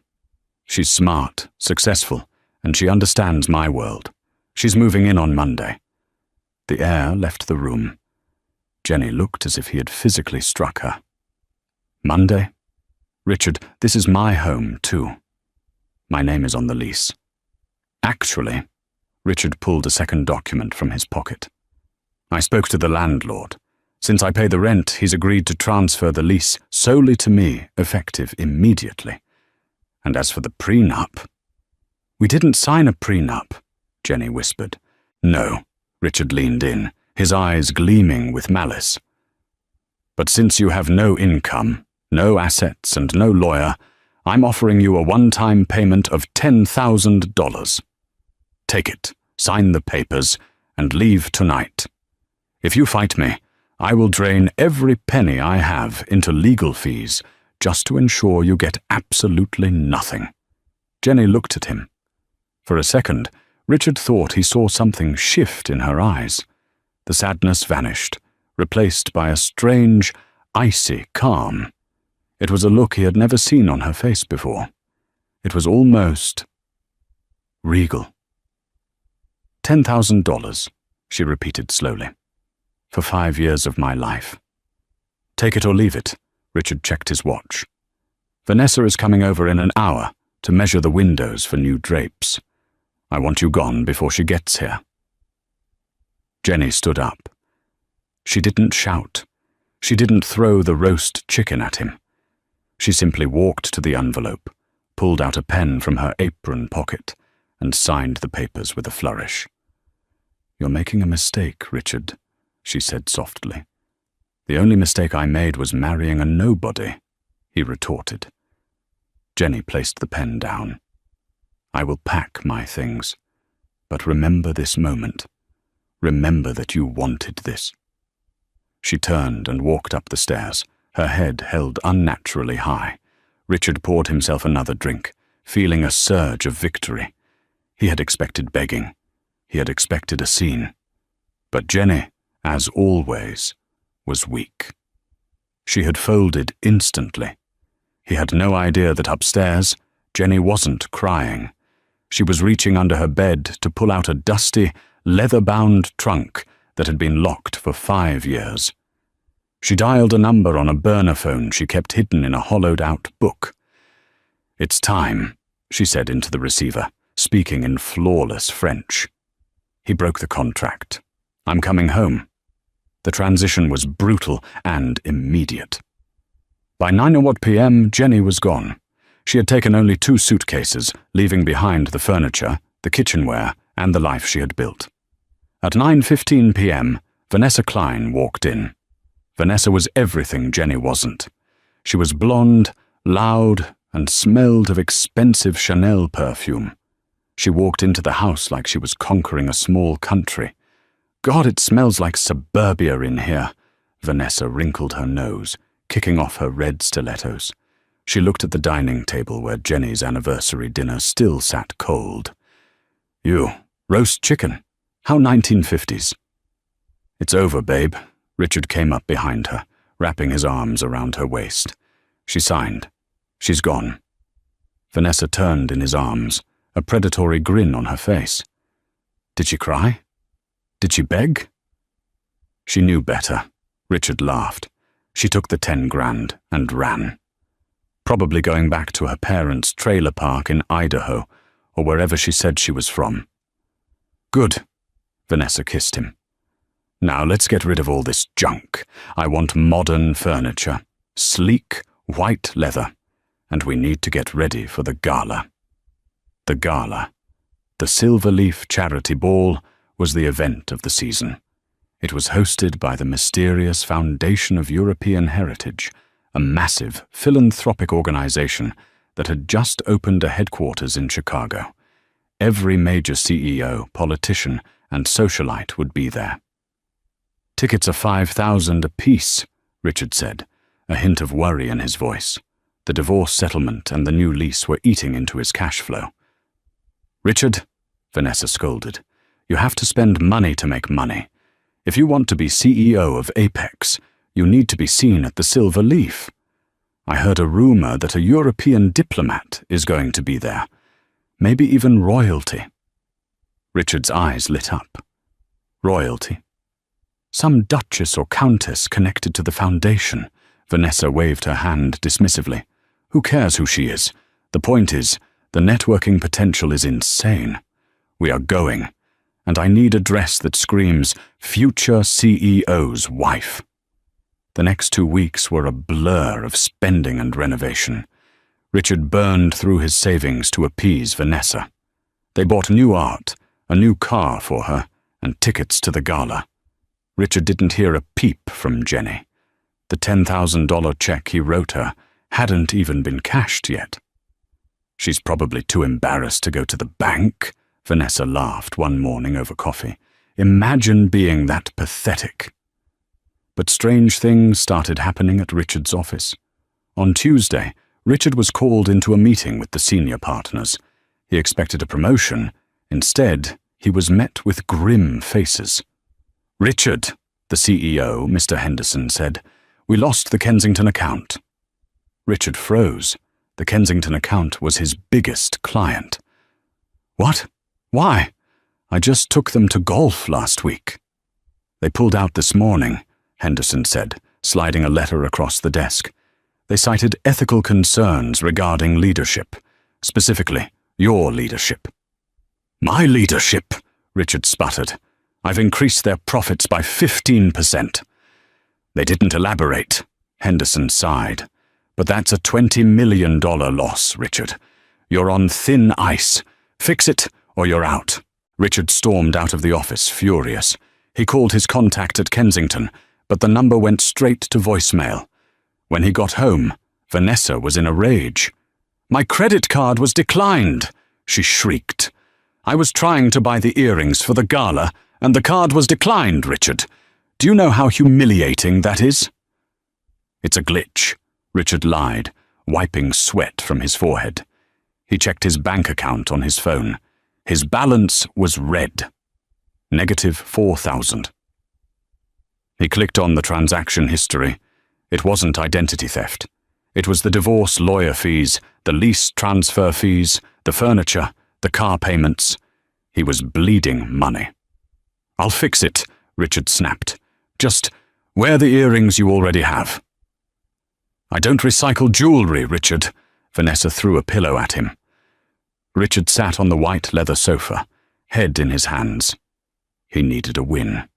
He needed the Silver Leaf Gala to go perfectly. If he could secure a new investor there, someone bigger than Kensington, he could save his job and his lifestyle. He had no idea that the ethical concerns from the Kensington account weren't a coincidence. Across town, in the penthouse suite of the Ritz-Carlton, a woman stood on the balcony overlooking the city. She was no longer wearing a department store dress. She was draped in a silk robe embroidered with a golden crest, a lion and a dove. A man in a sharp black suit stood behind her, holding a tablet. "The Kensington account has been withdrawn from Apex Logistics, Your Highness, as requested." The woman turned. It was Jenny, but her posture was different. Her eyes were sharp, commanding. "Good," she said, her voice dropping the flat American accent she had faked for 5 years, replaced by the crisp, aristocratic lilt of classic British nobility. "And Mr. Sterling's financial status?" "Critical," the assistant replied. "He is leveraging everything on the Silverleaf Gala." Jenny smiled, sipping a glass of vintage champagne that cost more than Richard's car. "Perfect," she whispered. "Let him go to the gala. Let him think he belongs among kings and queens. It will make the fall so much more painful." "Are you ready for the reveal, ma'am?" the assistant asked. "The press has been briefed. The embargo lifts the moment you step onto the red carpet." Jenny touched the diamond necklace resting on her collarbone, a family heirloom worth $6 million. "I'm not Jenny anymore, Arthur," she said. "Genevieve of the House of Ardo is finally awake, and she is not happy." 4 days before the Silverleaf Gala, Richard's world was fraying at the seams. The air conditioning in his office sat at a frigid 65 degrees, yet he was sweating through his 3rd shirt of the day.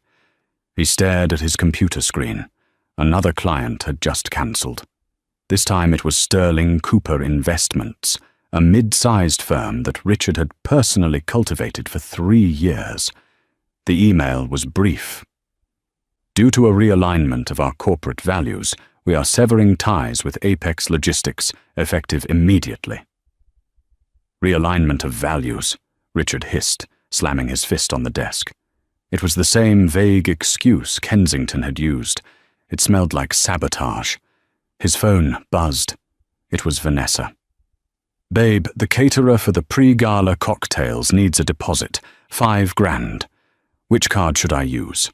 Also, I hate the drapes we bought last week. They look cheap in the morning light. I'm ordering silk ones." Richard ignored the text. He couldn't tell her that all his cards were maxed out. He couldn't tell her that if he didn't land a massive client at the gala on Saturday, he wouldn't be able to make the mortgage payment on the house he'd just kicked his wife out of. A dark thought wormed its way into his mind. Jenny. She was quiet, yes, but she was also desperate.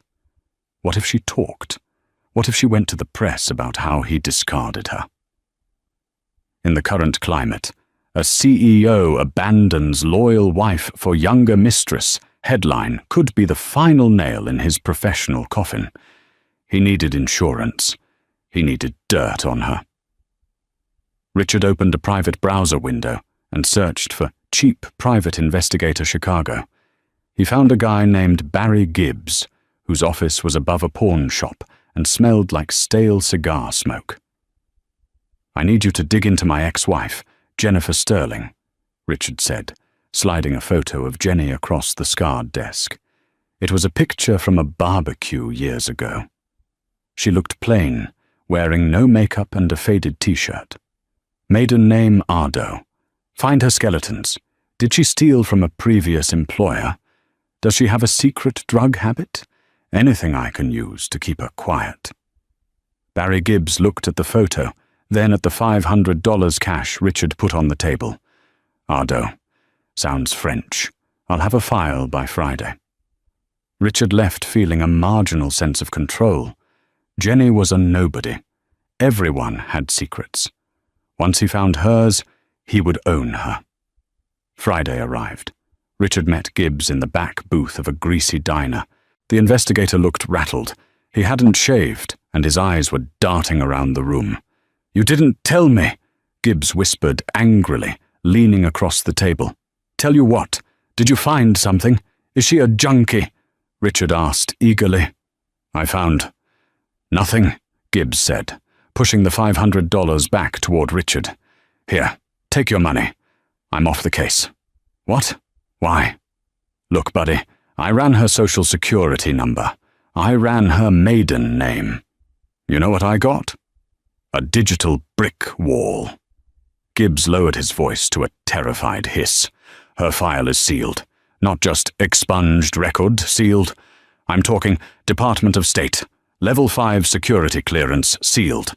When I tried to bypass it, my system crashed, and I got a warning notification on my screen from a government agency I've never even heard of." Richard stared at him, confused. "Level 5? What are you talking about? Jenny was a librarian." "Librarians don't have files that require biometric clearance to open," Gibbs spat, standing up. "Whoever your ex-wife is, she's protected by people way above my pay grade. Maybe she's witness protection. Maybe she's an ex-spy. I don't know, and I don't want to know. Stay away from me." Gibbs hurried out of the diner. Richard sat alone, stunned. Witness protection? A spy? It was laughable. Jenny cried when she watched dog food commercials. But then, Richard smiled. A cruel, arrogant smile spread across his face. Of course, that was it. She wasn't special. She was a criminal. Witness protection? Richard chuckled to himself, pocketing the cash. My God, Jenny, what did you do? Embezzle? Sell drugs? It made perfect sense to his inflated ego. That's why she was so quiet. That's why she never wanted to travel internationally. She was hiding. This was better than he hoped. He didn't need details. The fact that her past was buried by the government was enough to destroy her if he leaked it. You're not just poor, Jenny, Richard thought as he walked out of the diner, feeling invincible again. Your damaged goods. And now I have the ultimate leverage. He went home to Vanessa, who was screaming at a florist on the phone. He kissed her fiercely. "Get your beauty sleep, babe," Richard said, his eyes manic. "Tomorrow night, we own this city." Saturday night arrived, draped in the kind of humidity that made silk stick to skin. The Silverleaf Gala was being held at the historic Palmer House Hilton, the grand ballroom transformed into a European palace for one night. Richard rented a stretch limousine he couldn't afford. As they pulled up to the entrance, his stomach was doing flip-flops, a toxic mix of anxiety and adrenaline. Vanessa looked undeniably striking. She wore an emerald green gown cut down to her navel, dripping in rented diamonds that Richard had put on a credit card with a comical interest rate. "Showtime, Richard," she said, checking her makeup in a compact mirror. "Remember, chin up. We are the power couple here. Everyone else is just background noise." The limo driver opened the door. Flashes of light erupted from the paparazzi, lining the red carpet. Richard stepped out, extending a hand to Vanessa. He fixed a practiced, dazzling smile on his face, ready for the barrage of questions. "Mr. Sterling, who are you wearing? Mr. Sterling, any comments on the Apex merger?" But as soon as Vanessa stepped out, the flashes stopped.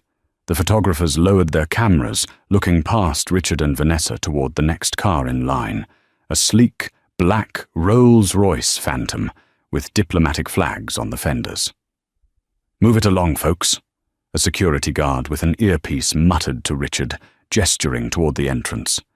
"You're blocking the arrival zone." "Do you know who I am?" Vanessa hissed at the guard, furious that her grand entrance had been interrupted. "I'm Vanessa Klein. He is Richard Sterling, director at Apex." "Yeah, okay." "Name?" The guard checked a tablet without looking up. "Sterling." "Richard and guest," Richard said, his smile straining. The guard scrolled for an agonizingly long time. "Sterling. Sterling. Ah, right. You're on the general guest list. Second entrance to the left. The red carpet is for VVIPs and honored dignitaries only." Vanessa looked like she was going to slap him. "Excuse me? We paid $5,000 a ticket. Move along, ma'am," the guard said sternly, stepping aside as the Rolls-Royce pulled up. The paparazzi began screaming the name of a famous senator, stepping out of the car. Humiliated, Richard grabbed Vanessa's arm and dragged her toward the side entrance, which was essentially a glorified service hallway draped in some velvet. "This is unacceptable, Richard," Vanessa fumed as they walked through the metal detectors. "General admission? We look like peasants." "Calm down," Richard snapped, his own nerves fraying. "It's a mix-up. Once we get inside, it won't matter. We'll work the room." Inside, the ballroom was breathtaking. Crystal chandeliers the size of small cars hung from the gilded ceiling. The air smelled of expensive champagne and thousands of imported white roses. An orchestra played Mozart flawlessly on a raised stage. The room was packed with the titans of industry. Richard spotted the CEO of Boeing laughing with the mayor. He saw tech billionaires and oil magnates. "Okay, there's Henderson." Richard pointed out his CEO near the bar. "Let's go say hello. Show him we belong." They approached Mr. Henderson, who was deep in conversation with a stern-looking European man with silver hair. "Mr. Henderson." "Wonderful evening," Richard said, clapping his boss on the shoulder a little too hard. "You've met Vanessa, my partner." Henderson turned, his eyes cold. He looked from Richard's sweaty face to Vanessa's plunging neckline with distinct distaste. "Richard?" Henderson nodded stiffly. "I didn't expect to see you here, given your current performance outlook." Vanessa bristled. "Richard is the top performer in his division." The European man next to Henderson raised an eyebrow. Is this the man who lost the Kensington account in a single afternoon? Richard froze. "That was a misunderstanding, sir. I assure you." "If you'll excuse us, Richard," Henderson cut him off, turning his back. "Baron von Hesse and I have actual business to discuss." Dismissed like a naughty child. Richard felt the blood rush to his face. Vanessa pinched his arm hard. "Do something," she hissed. "Don't just stand there." They wandered the room for an hour. It was a nightmare. Every time Richard tried to join a conversation, the circle closed off. People he had known for years looked through him. He saw the VP from Kensington, the man who had snubbed him, laughing uproariously at a joke told by someone else. When Richard caught his eye, the man simply turned away without a flicker of recognition. They were pariahs. Finally, they found their seats. Table 42. It was in the very back corner of the room, next to the swinging kitchen doors. Every time a waiter came out with a tray of appetizers, the smell of industrial dishwasher soap wafted over them. "I can't believe this," Vanessa sulked, stabbing at her salad. "We are sitting next to the help, Richard. This is your fault. You clearly aren't as important as you said you were." "Shut up, Vanessa." Richard drank his wine in one gulp. He was drowning. He had spent everything to be here, and he was being treated worse than Jenny treated the exterminator. Then the lights flickered and dimmed. A hush fell over the enormous ballroom. The orchestra stopped playing. A spotlight hit the center stage. The host of the evening, a distinguished-looking man with a British accent, stepped to the microphone. "Ladies and gentlemen, distinguished guests," the host began, his voice echoing through the silent room. "We are honored tonight to welcome the chairwoman of the European Heritage Foundation, a woman whose philanthropy is matched only by her pedigree. Please rise for Her Royal Highness, the Duchess of Ardeux, Lady Genevieve." The entire room stood as one. The rustle of expensive silks and the scraping of chairs filled the silence. Richard stood up slowly, confused. "Ardeux?" he murmured. That name sounded familiar. It was Jenny's maiden name. But Duchess? Royal Highness? It must be a coincidence, a common French surname. Vanessa remained seated, scrolling angrily through her phone. Who cares? Some inbred European snob. "Stand up, you idiot!" Richard yanked her arm. "Everyone is standing." The massive double doors at the top of the grand staircase swung open. A fanfare of trumpets, actual trumpets, blasted from the balcony. And then she walked in. She was flanked by 4 security guards who looked like they belonged in the Secret Service. But no one was looking at them. The woman at the top of the stairs was wearing a gown of midnight blue velvet that seemed to absorb the light, embroidered with thousands of tiny diamonds that shimmered like stars.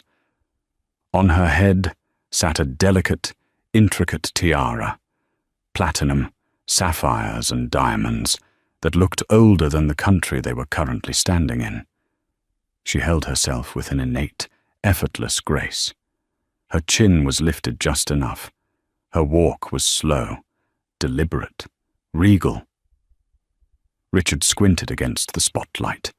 The woman's hair was done up in an elegant, complex twist, highlighting her long neck. As she began to descend the grand staircase, the room erupted into polite, deferential applause. People in the front rows, the billionaires, the senators, were actually bowing and curtsying as she passed. Richard's heart hammered against his ribs.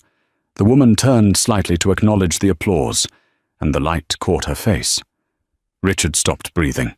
It was her eyes, those distinct, striking violet eyes. "No," Richard whispered, his voice cracking. The champagne glass slipped from his numb fingers and shattered on the marble floor, the sound loud in the respectful quiet. Vanessa jumped. "What the hell, Richard?" He couldn't move. He couldn't speak. His brain was trying to process the impossible image in front of him. It was Jenny. His Jenny.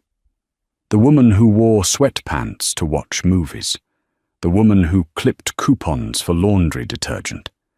The woman he had discarded like yesterday's trash just 2 weeks ago for $10,000. But it wasn't Jenny. This woman was terrifying. She radiated power. The air around her seemed charged. She looked utterly untouchable. She reached the bottom of the stairs. The host bowed deeply and offered her his arm. As she walked toward the head table, the table surrounded by the most powerful people on earth, her path took her past table 42, near the kitchen. She didn't slow down. She didn't stop. But as she passed within 5 feet of where Richard stood, paralyzed amidst the shattered glass, she turned her head. Her violet eyes locked onto his. There was no warmth in that gaze. There was no sadness, no leftover love. There was only an arctic, terrifying indifference. It was the look a lioness gives a particularly insignificant beetle before crushing it. Just as quickly as it connected, her gaze moved on. She looked at Vanessa, who was staring open-mouthed at the tiara, with a flicker of amusement, and then continued toward the stage. Richard felt like he had been punched in the gut. The room was spinning. "That's—" Vanessa stammered, pointing a shaky finger. "Richard, that looks like—" "It's not her," Richard said quickly, his voice high and desperate. He was gasping for air. "It's a doppelganger. It's a coincidence. Jenny is from Idaho. She's nobody." But as Lady Genevieve took her seat at the throne-like chair at the head table, the man sitting next to her, the silver-haired Baron von Hesse, who had snubbed Richard earlier, kissed her hand. Richard realized with sickening clarity that the Baron wasn't just some businessman. He was her subordinate. The pieces crashed together in Richard's mind. The sealed government file, the sudden loss of the Kensington account, the strange calm when she signed the divorce papers. "I'm coming home." He remembered her saying that on the phone when he thought she was crying upstairs. He hadn't just divorced his wife. He had declared war on a duchess, and he was standing on the battlefield armed with absolutely nothing. Dinner was a blur of misery for Richard. While the rest of the room feasted on lobster thermidor and truffle risotto, he couldn't swallow a bite. His eyes were glued to the head table, where his ex-wife, the woman who used to clip coupons for laundry detergent, was currently laughing at a joke made by the French ambassador. Every movement she made was graceful, practiced. It was as if the clumsy, shy Jenny had been a character she played, a costume she had finally taken off. "Stop staring!" Vanessa hissed, kicking him under the table. She had downed 3 martinis in rapid succession. "You're making us look pathetic. If that is her, go up there and claim your stake. You were married to her for 5 years. That makes you, I don't know, a duke? A prince?" Vanessa's eyes gleamed with greed. The humiliation of the red carpet was forgotten. Now she saw a lottery ticket. "It's not that simple," Richard whispered, wiping sweat from his upper lip. "I made her sign a settlement. A clean break." "You what?" Vanessa nearly shrieked, drawing looks from the table next to them. "You signed away a royal fortune for 10 grand? Richard, you are the most incompetent man I have ever met." Before Richard could respond, the room quieted again. The host tapped the microphone. "And now, a few words from our guest of honor, Her Royal Highness, Duchess Genevieve." Genevieve stood up. She didn't need a microphone, her voice projected with clear, trained authority. She looked out over the sea of faces, her gaze sweeping the room. "Thank you," she began. "Tonight we celebrate heritage. But heritage is not just about bloodlines or titles. It is about character. It is about the quiet dignity of loyalty." Richard felt like the air in the room was getting thinner. "For the past 5 years," Genevieve continued, her eyes briefly flicking toward the back of the room, near the kitchen doors. I stepped away from my duties. I wanted to understand what life was like without the protection of my name. I wanted to see if I could be loved for me, not for what I could provide. A hush fell over the crowd. This was juicy gossip. The Duchess was going off script. "I lived a simple life," she said, a small, sad smile playing on her lips. "I learned to cook, I learned to budget, and I learned that for some people, value is only skin deep. I learned that there are men who will look at a rough diamond and see only a rock, because they lack the vision to see the shine within." She paused, and the silence was deafening. "I was discarded," she said clearly, "traded in for a newer, shinier model, because I was deemed poor, because I didn't fit the aesthetic of success." Gasps rippled through the room. People were whispering. Who would dump a duchess? But Genevieve raised her glass, her voice hardening into steel. "I am grateful for that lesson, because it taught me that a queen does not need a king to build an empire. She only needs to remove the jesters from her court." The room erupted in thunderous applause. Women were cheering. Richard felt like he was going to vomit. She was talking about him. She was mocking him in front of the most powerful people on earth. "I can't take this," Richard muttered. The alcohol and the panic mixed into a dangerous cocktail in his brain. He stood up, his chair scraping loudly against the floor. "Sit down!" Vanessa hissed. "No," Richard said, his eyes wild. "She's my wife. She can't do this to me. She's playing a game." He started walking. At first, no one noticed, but as he marched past the middle tables, heading straight for the head table, people started to turn. "Jenny!" Richard shouted. The music stopped. The applause died instantly. Richard stumbled past the dance floor, his face red. "Jenny! Stop the act! You're coming home!" Security guards stepped forward from the shadows, massive men in black suits, but Genevieve raised a hand, signaling them to hold. She stood at the edge of the stage, looking down at him with an expression of mild curiosity, as if he were a drunk tourist. "Sir!" A guard stepped in front of Richard. "Back away!" "Get out of my way!" Richard shoved the guard, which was like shoving a brick wall. "That is my wife. Tell them, Jenny. Tell them we're married." Genevieve picked up the microphone again. The room was deadly silent. "Mr. Sterling," she said, her voice cool and amplified. "You seem confused. You filed for divorce 3 weeks ago.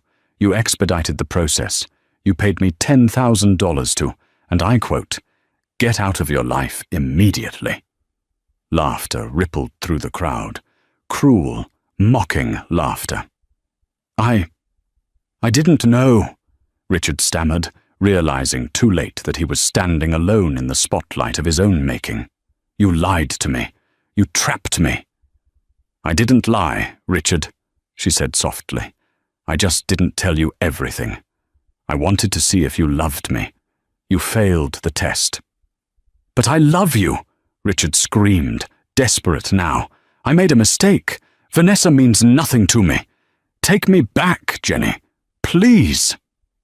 At table 42, Vanessa stood up, her face humiliated and furious. She threw her napkin on the table and stormed out of the ballroom, leaving Richard alone. Genevieve looked at him with pity. "The woman you loved was an illusion, Richard. And the woman you see before you? She is out of your league." She signaled the guards. "Remove him. He is disturbing my dinner." 2 guards grabbed Richard by the arms. As they dragged him backward, kicking and screaming, the entire ballroom watched. The elite of Chicago, the people he had tried so hard to impress, were shaking their heads in disgust. "Let me go! She's my wife! I own half of everything! I own half the kingdom!" Richard raved as the door slammed shut, cutting off his screams. Richard was thrown, literally thrown, into a small, windowless security office in the bowels of the hotel. He stumbled, catching himself on a metal desk, his breath coming in ragged gasps. The room hummed with the sound of a server rack in the corner, a stark, cold contrast to the orchestral music playing upstairs. He checked his reflection in the darkened window. His tuxedo was torn at the shoulder, his bow tie hung loose, and his hair was plastered to his forehead with sweat. He looked like a madman. He paced the small room for 20 minutes, his mind racing, trying to reconstruct a strategy. He kept repeating that word like a mantra. She is my wife. We were married in Illinois. Illinois is an equitable distribution state. It didn't matter if she was a duchess. It didn't matter if she was the Queen of England. Marriage was a legal contract, and Richard knew contracts. He was entitled to half of her assets acquired during the marriage. If she had billions, he was entitled to millions. He would sue her. He would sue the hotel. He would sue everyone. The heavy steel door clicked and swung open. Richard spun around, expecting a police officer. Instead, 2 men walked in. The first was Arthur, the man Richard had seen on the balcony, now identified as her assistant. He carried a leather briefcase that looked more expensive than Richard's car. The second man was older, wearing a charcoal grey suit that was tailored to frightening perfection. He had eyes like a shark, flat, black, and utterly devoid of empathy. "Mr. Sterling," Arthur said, his voice crisp. He didn't offer a hand. He sat on the edge of the desk, looking down at Richard. "I am Arthur Penhaligon, Royal Secretary to the House of Ardo. This is Mr. Stone, the family's international counsel." "I want to see my wife," Richard spat, trying to regain some semblance of authority. "I demand to see her." "You have no wife," Mr. Stone said. His voice was like grinding gravel. He opened a file on the desk. "The divorce decree was finalized by a judge at 9 a.m. this morning. You paid the extra $300 for the expedited service, remember?" "I'll contest it," Richard bluffed, slamming his hand on the table. "I was defrauded. She hid assets. That voids the settlement. In the eyes of the law, if one party conceals wealth, the agreement is null and void. I'll take her for everything she's worth." Mr. Stone smiled. It was not a nice smile. It was the smile of a predator who had already eaten. "An interesting theory, Mr. Sterling," the lawyer said.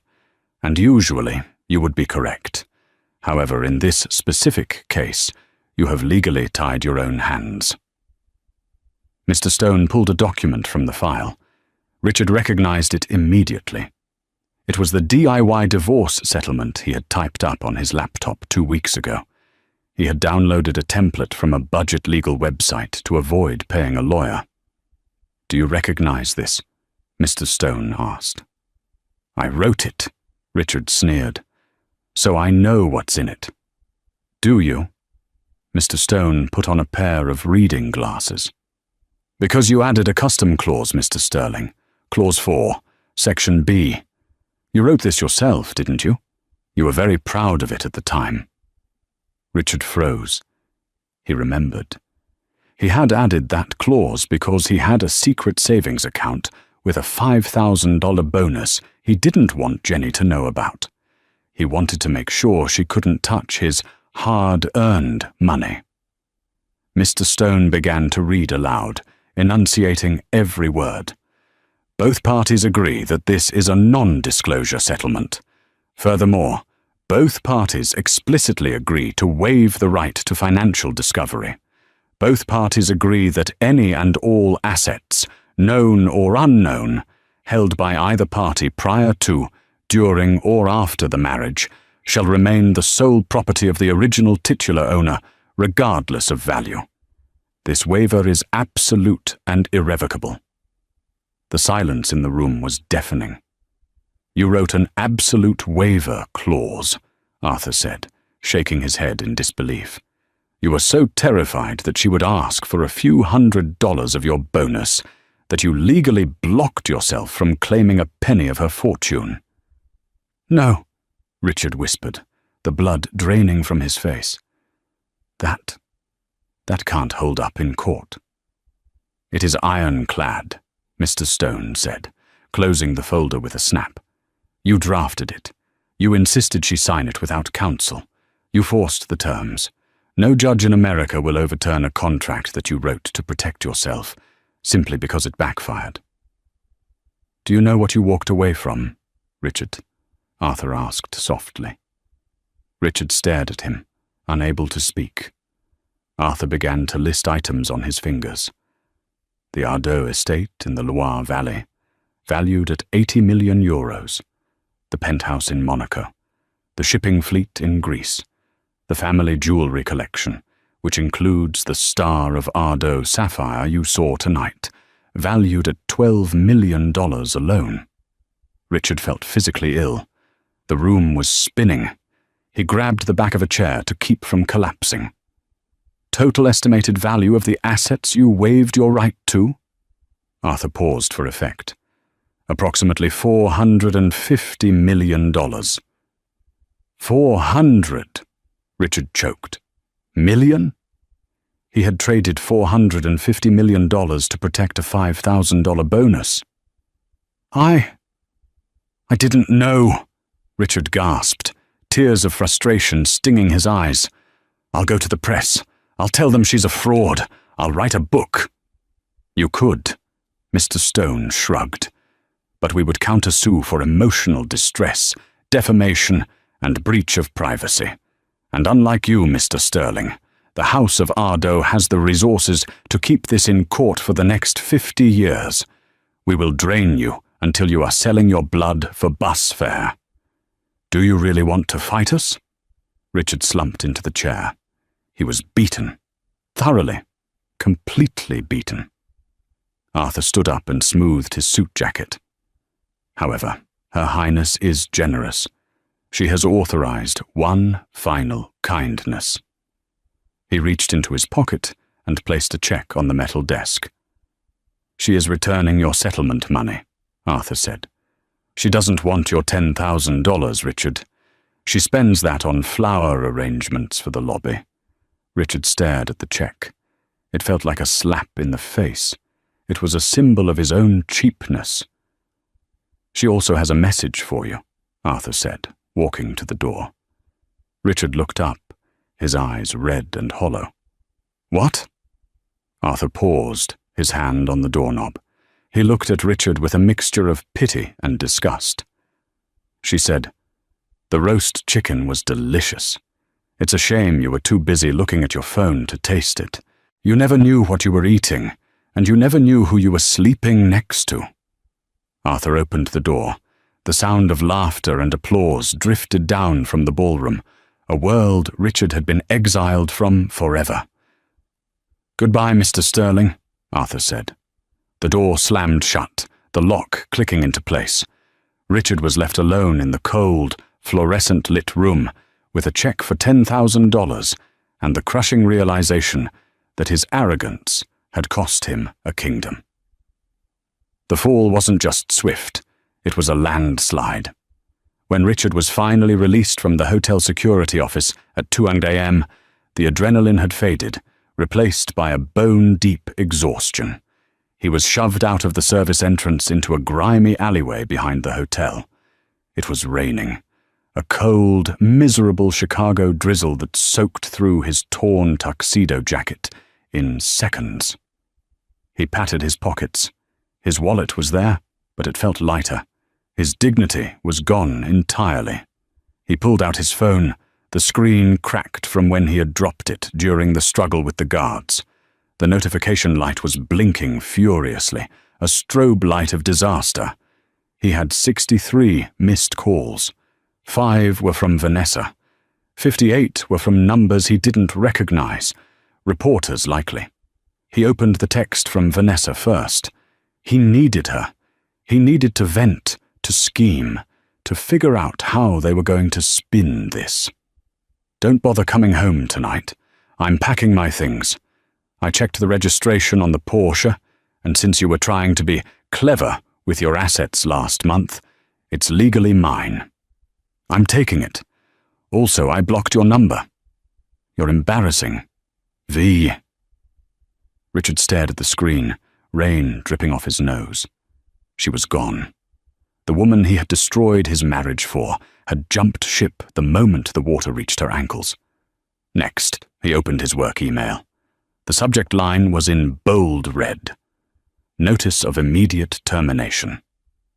Richard, following your conduct at the Silver Leaf Gala, which was live-streamed by several attendees and witnessed by our key shareholders, you are hereby terminated from Apex Logistics for gross misconduct. Your company credit cards have been deactivated. Security will box up your personal effects. Do not attempt to enter the premises. He tried to hail a ride-share app, but when he clicked Request, a red banner popped up. Payment method declined. He had to walk. It took him 3 hours to walk back to the suburbs. By the time he reached his driveway, the sun was beginning to rise, casting a grey, unforgiving light on his life. The driveway was empty. The Porsche was gone. He unlocked the front door and stepped inside. The silence of the house was heavy, suffocating.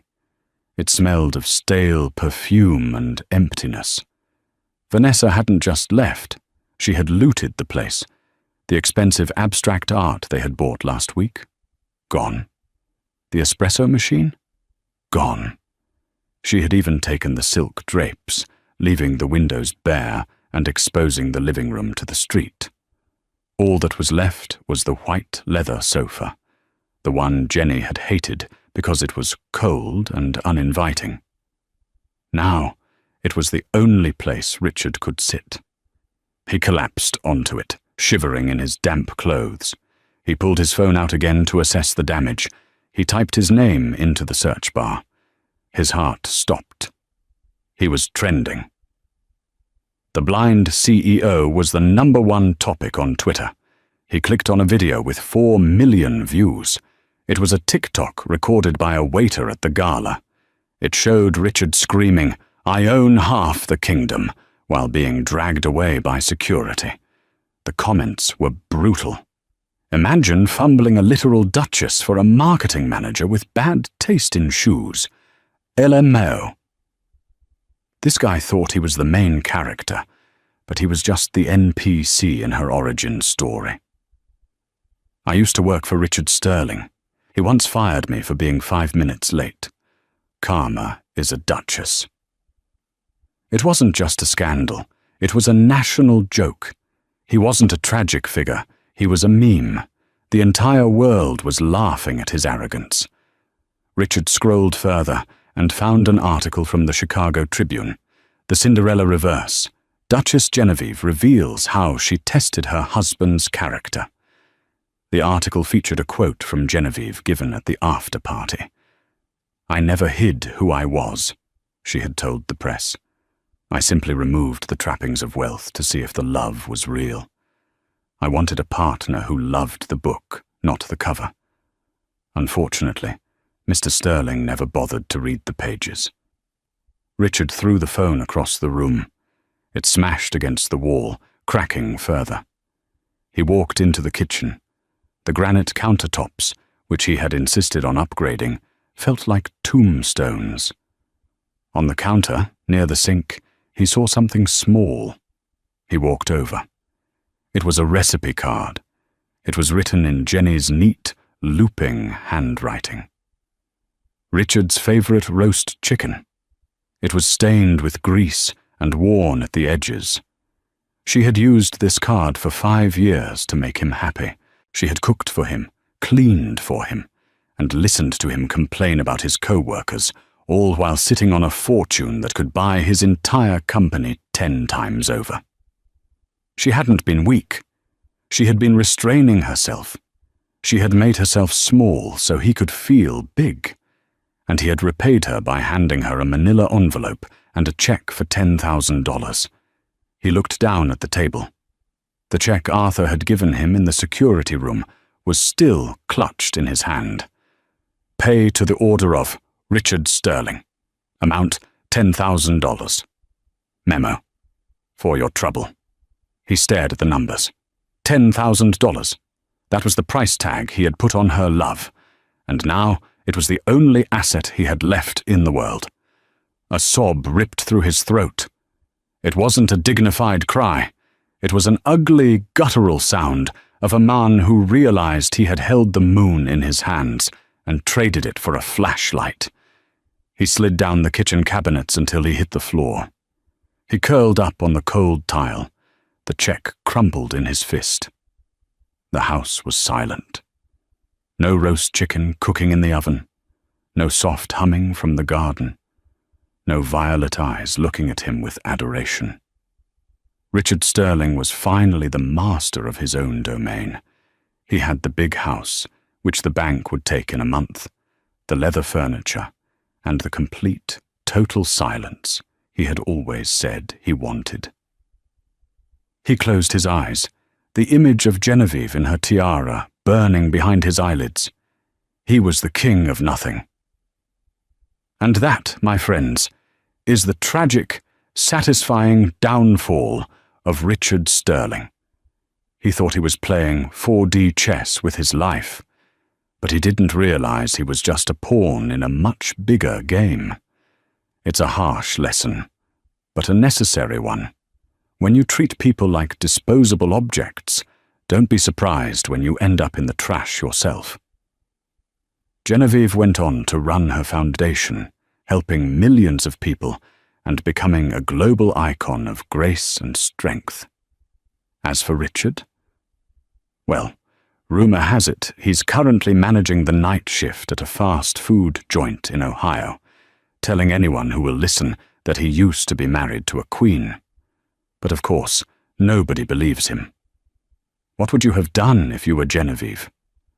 Would you have revealed yourself sooner, or was the public humiliation at the gala the perfect revenge?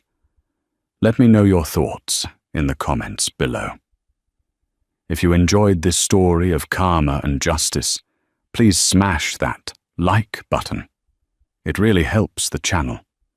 And don't forget to subscribe and hit the notification bell so you never miss another story of arrogance getting exactly what it deserves. Thanks for watching, and I'll see you in the next video.